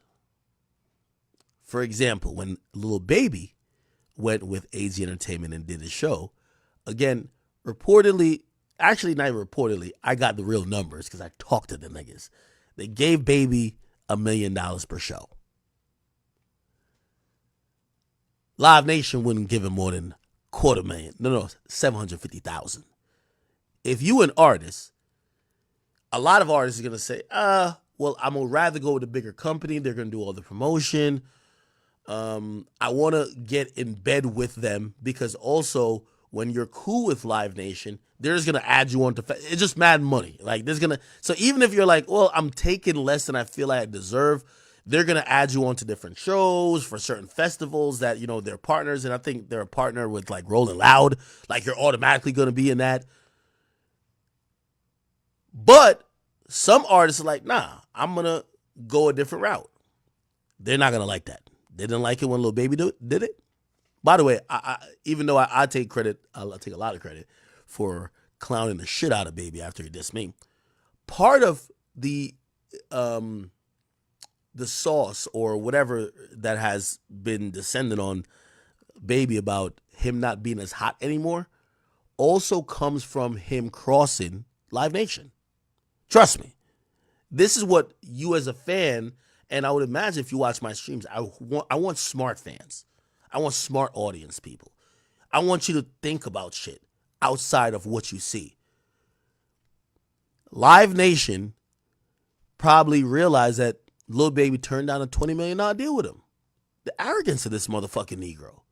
Okay, we're going to humble him. Not only we're going to put out, we're going to put through our little, they have their ways.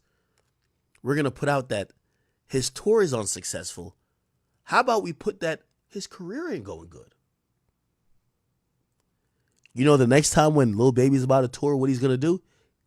He ain't going to go with a third-party independent promoter no more. He's going to go to Live Nation. And remember I said they offered him like $750? They're going to look at him and say, $400 for you, nigga. You learned your fucking lesson. $400. You need to get back hot. We gonna put you in these venues. We're gonna promote it the right way. $400 for you, bitch. That's how it works. So that's what's happened to Sexy Red. Sexy Red probably got offered more money. Went with AG Entertainment. Live Nation's like, word? You think you could get around us? You think you could fuck with? You think you could still cop from this block and it's not mine? Exactly. So here's the reality of it.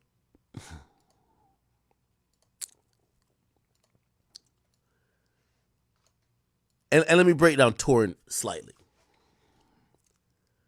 Artists like Sexy Red, Moneybagg Yo, they aren't huge ticket sellers on pre-sales and shit like that. Who's Sexy Red's audience? Ratchet bitches, baby mamas, whores, degenerates. When you see 40% sold, these are pre-sold tickets. For every artist,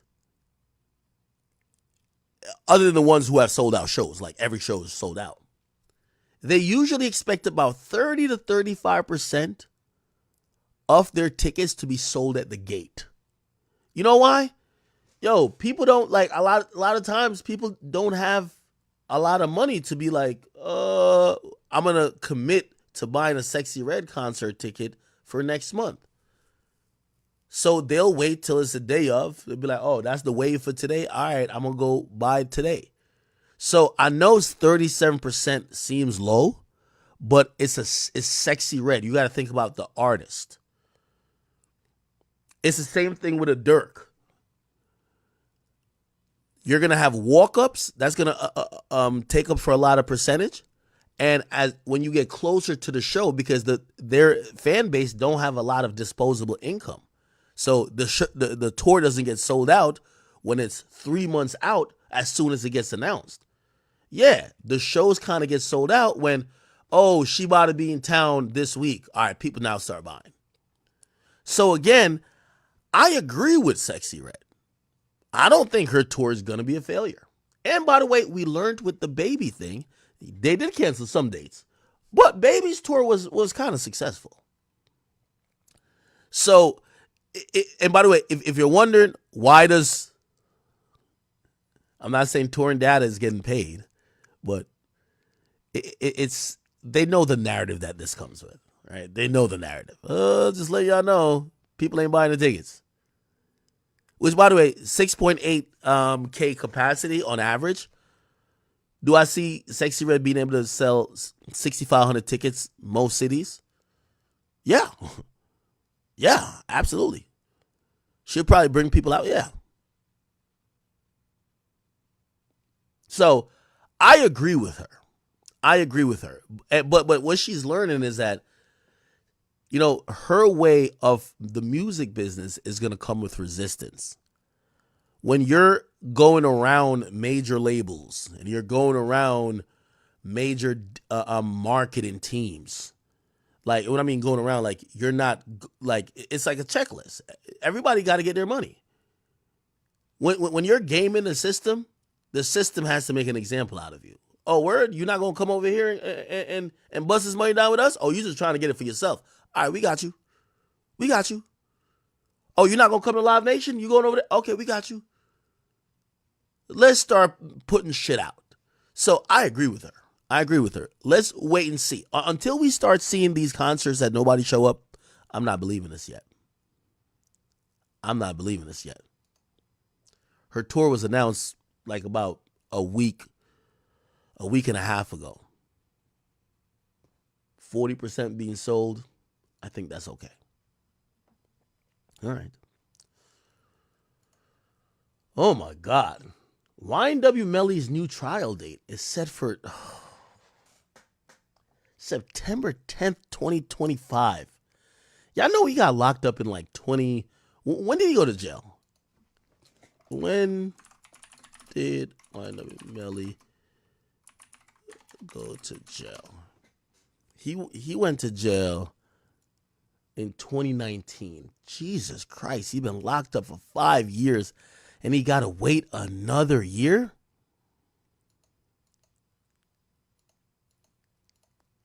Here we go. Hold on. Court today, him and Board, they both had court. By the way, this is his mom's right here. And so basically, the judge put a new trial date in. By the way, I know this is wild and inappropriate, but I gotta ask chat. Yeah, I know she had started the OnlyFans. Has anybody checked it out? Is this shit? Melly,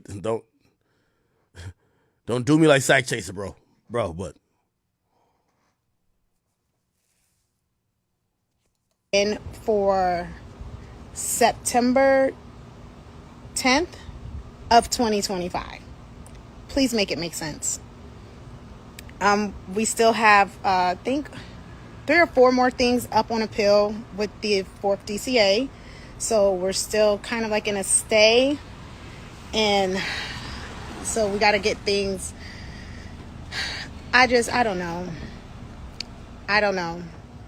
At this point, they need to just dismiss the case. Also, we have another new judge. So this is now the 3rd judge on the same case that's had a mistrial. And a prosecutor recused. The same prosecutor was actually in the courtroom today. We did have court today, him and Board, they both had court. And so basically, the judge put a new trial date in for September 10th of 2025. Okay. Please make it make sense. All right, so essentially, he won't be going to trial for another year. Speaking with Bradford Cohen, he said it's good news for YNW Melly because after the mistrial, he says his legal team right now is doing all the things now to try to make sure that we don't have a shit show of a trial again, but they're doing things that is giving good hope that possibly could beat it. Now, granted, they're coming at YNW Melly with a lot of hard facts, right? Like they're coming with him with, yo, we triangulated your position, yo, we have this type of evidence. Blood splatter means the person shot wasn't sitting in this position. The only person we have on camera getting in is from this position is you. Obviously his team is trying to throw out things like, yo, you called your girl and basically told her what happened and the mom heard. They're trying to throw out those things and try to make sure that they don't have witnesses who are either going to be hostile that have to get on the stand, or some of these things are inadmissible. Remember his there were a couple of people who try to go ghost for the whole trial. We're gonna see if that works out, but if you ask me, just to let y'all know, when it comes to these cases, after the Tory case, I'm trying to be more realistic with y'all. I think Melly has a 20% chance of beating this case, so 1/5. Like I know y'all love these artists. I love YNW Melly too. Trust me. I talked to when he was in jail. He sung me a whole fucking album. Like I was like, how the fuck this nigga remembered all these lyrics? Like he wrote it in there too. So it's not like I want these guys to go to jail, but I'm not gonna give you false hope. I think he has about 20%. Now here's the thing. I think he had a 10% chance when he went in last time. I think it was a 10% chance, but they finessed it and it worked to their favor. So 20%. I think it's an increased possibility, and let's see. All right. Shakur Stevenson believes that people who walked out of his fight. Wait, people walked out of his fight?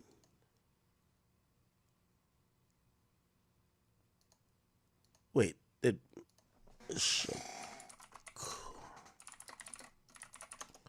Wait, did people walk out?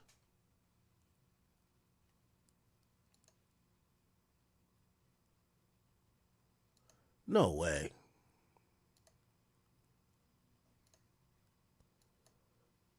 has defeated Artem Hartunian but failed to make a strong statement, and people actually started leaving. The first 3 rounds of the fight was quite lackluster, with Shakur giving the audience a little bit of deja vu from his previous fight against Edwin De Los Santos. Despite Artem looking like he was throwing a lot of punches and Shakur not really doing much, it was actually Shakur that was landing the cleaner ones. So it was definitely volume versus precision. Also, side note, the commentators sure do love Shakur Stevenson. Throughout the evening, all they did was glaze Shakur and pimp the hell out of him, saying that all these people talking trash about Shakur, their favorite fighter is actually avoiding Shakur, and that is simply why those fights are not happening. By the 7th round, Shakur Stevenson continues to prove that he intends to stick with the original game plan, which is to hit and not get hit. Not the most exciting strategy for the casual viewers, but technically that is how you protect yourself from being hurt. By round 11, the crowd started booing due to the lack of action, and before the final round, people started leaving. Shakur Stevenson has defeated Artem Hartunian but failed to make a strong statement, and people actually Shakur Stevenson has defeated Artem Hartunian but failed to make a strong statement, and people actually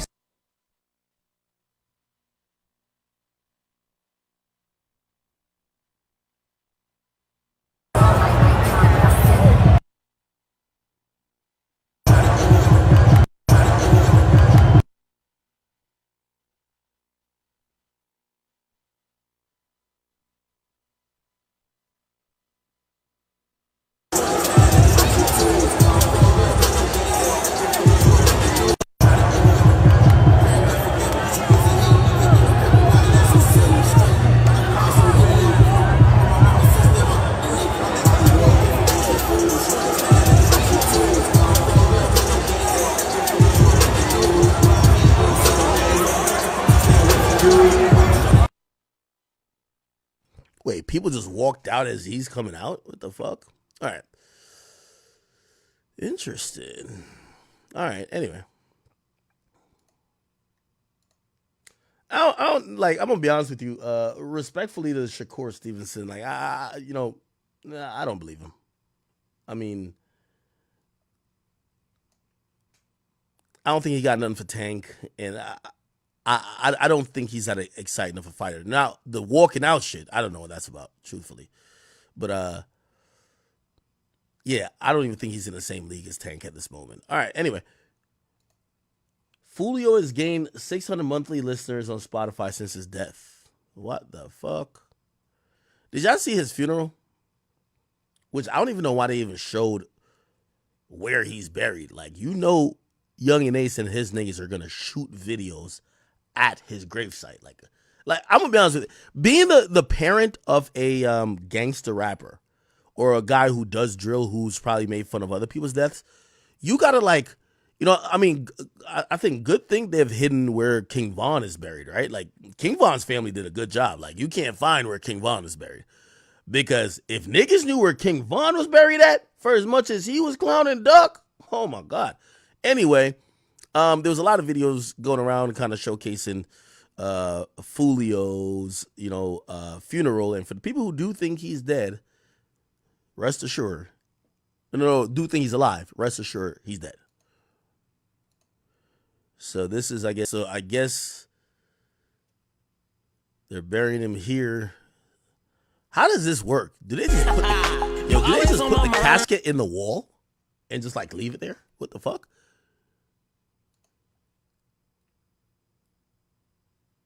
Okay. Anyway, there was a bunch of videos that kind of came out about like his funeral, and I'm not even gonna lie to you. There was also like a casket view, which was kind of like odd, and I'm hoping I don't even want to show it honestly, so I'm hoping that it doesn't stop being seen. Hold on. This was videos from the funeral. Casket. Yo. It's a very colorful casket, though. For sure. That's Julio Fulio's casket, bro. Look at this. Look at this.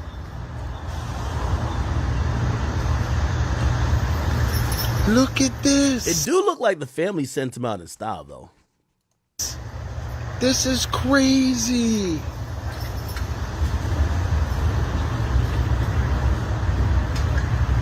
This is crazy. Dog.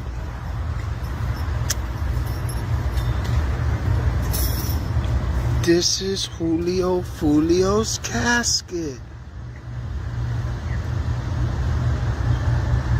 Holy crap, the horses gotta be calm.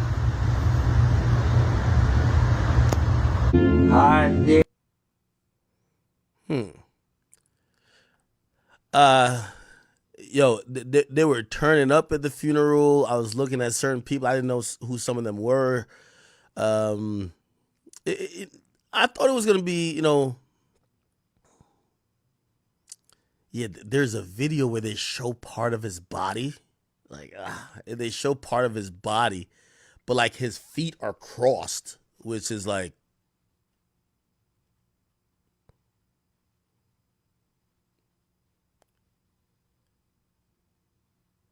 are people just lying? It said the girl who dropped his location got murdered the morning of his funeral. All right, come on, stop it.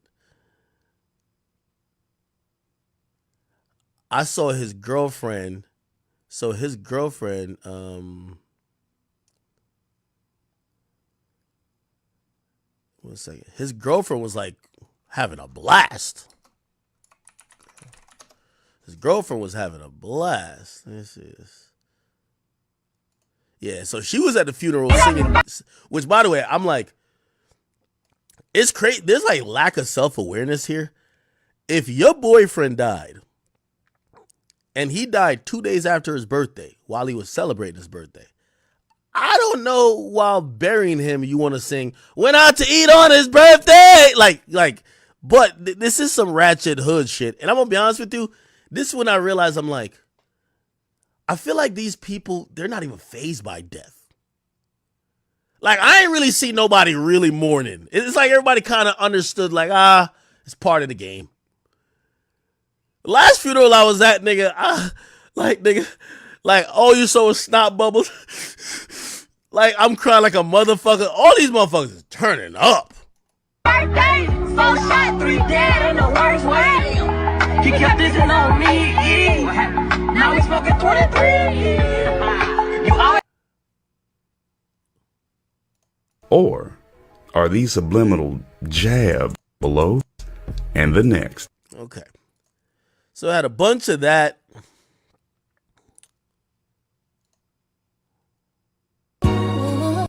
Y'all are. It was like, when this funeral gonna be? Let's see if we can find it. Yeah, these are some other videos. What the fuck?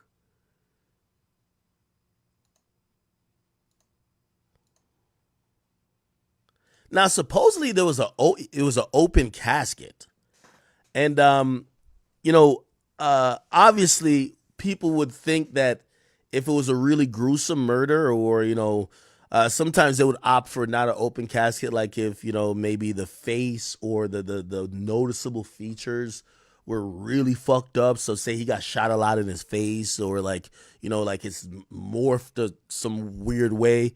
They would probably go for no open casket. But the mere fact that there was an open casket kind of means that maybe he looked kind of similar to how he looked alive, right? Okay, so I guess this is them at the burial site. People kept talking about this guy right here. I don't know who this guy is. This one right here. But yeah, he did look hurt. And I mean, of course, he looked hurt and upset. Which, this is a funeral. I expect people to, death is really final. So when I see people just taking it in stride like nothing matters, it's confusing to me. When I see people hurt, that's kind of how you should be at a funeral, right?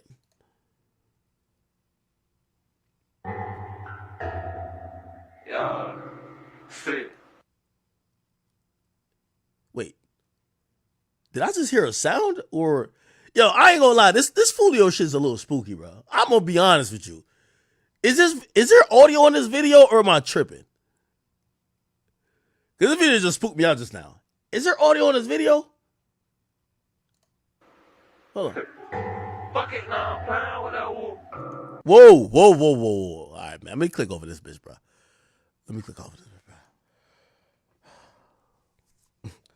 I think they've trolled us so much about the nigga being alive, we almost feel like we're being haunted. I think, they've trolled us so much, I feel like we're being haunted.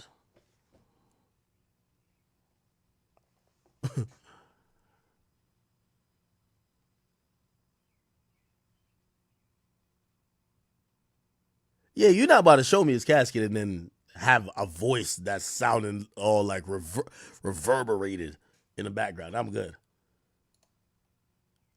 I'm gonna try again. Got in remembrance of him. Okay. All right. I'm gonna just. There's a couple other things I think. When I went to look at the videos, I went to look at his mom. And his mother, his mother, I wanted to see how she was carrying the funeral. And, she looked like she was, more trying to, worrying about the mental health of other people that were there supporting him.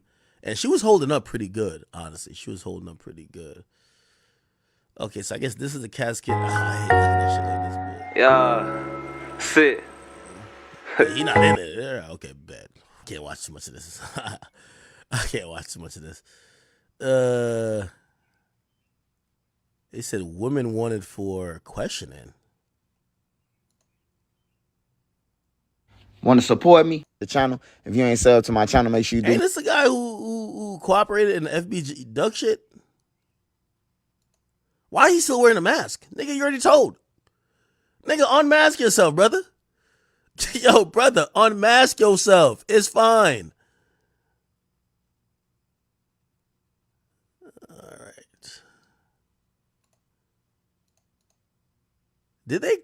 Somebody said, "Oh no, they actually cremated him."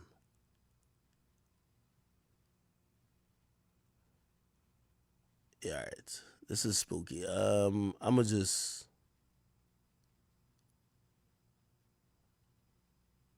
By the way, his account is still posted.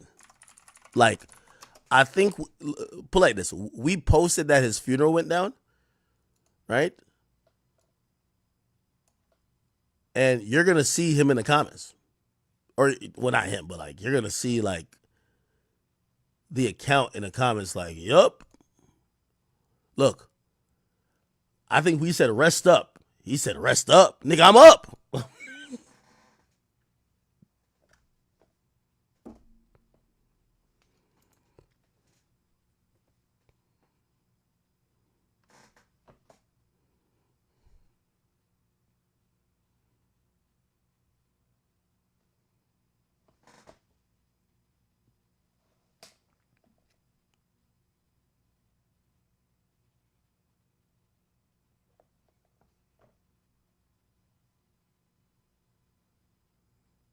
Let me ask y'all a question, chat. Do y'all think that these rappers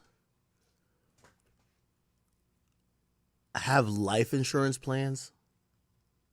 This sounds crazy, but like the surest thing to do. I'm I'm actually surprised. Well, I've heard that labels do take out life insurance on drill rappers. So it's like, you know, they'll be like, all right, the nigga died. All right, bet, let's cash out on this life insurance. Whether you want to believe that or not, that's supposedly a very true thing. I'm wondering if their families always make sure, because like they have life insurance. I know it's a morbid thing to think about, but a lot of these guys look like they're racing towards a cemetery. And if they do drill, it's probably likely that they might die.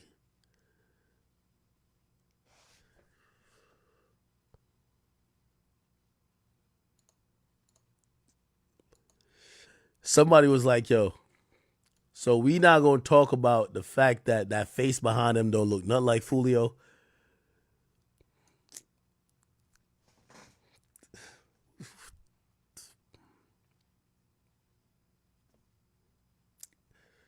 Yo, people ain't shit. People ain't shit. You know what somebody gonna say? Yo, don't tell me this all the little amount of money that Fulio left for his niggas. I'm like, these niggas ain't shit. People ain't shit, bro. People really not shit. Yo, they was like, yo, wait, that's it? He left for his niggas?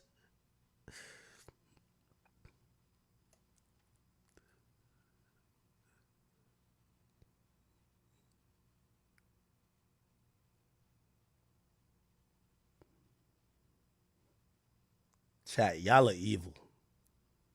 Y'all are evil.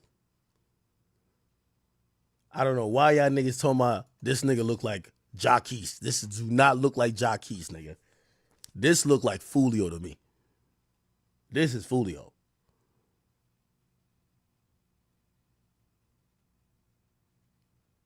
Yo, chat, y'all know y'all laughing, right? This is fucked up.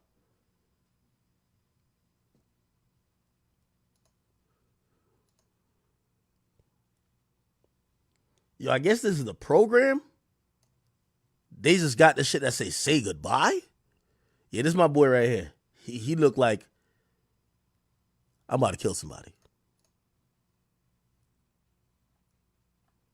Man, oh man. Damn. Feel bad, man. Now, one of these guys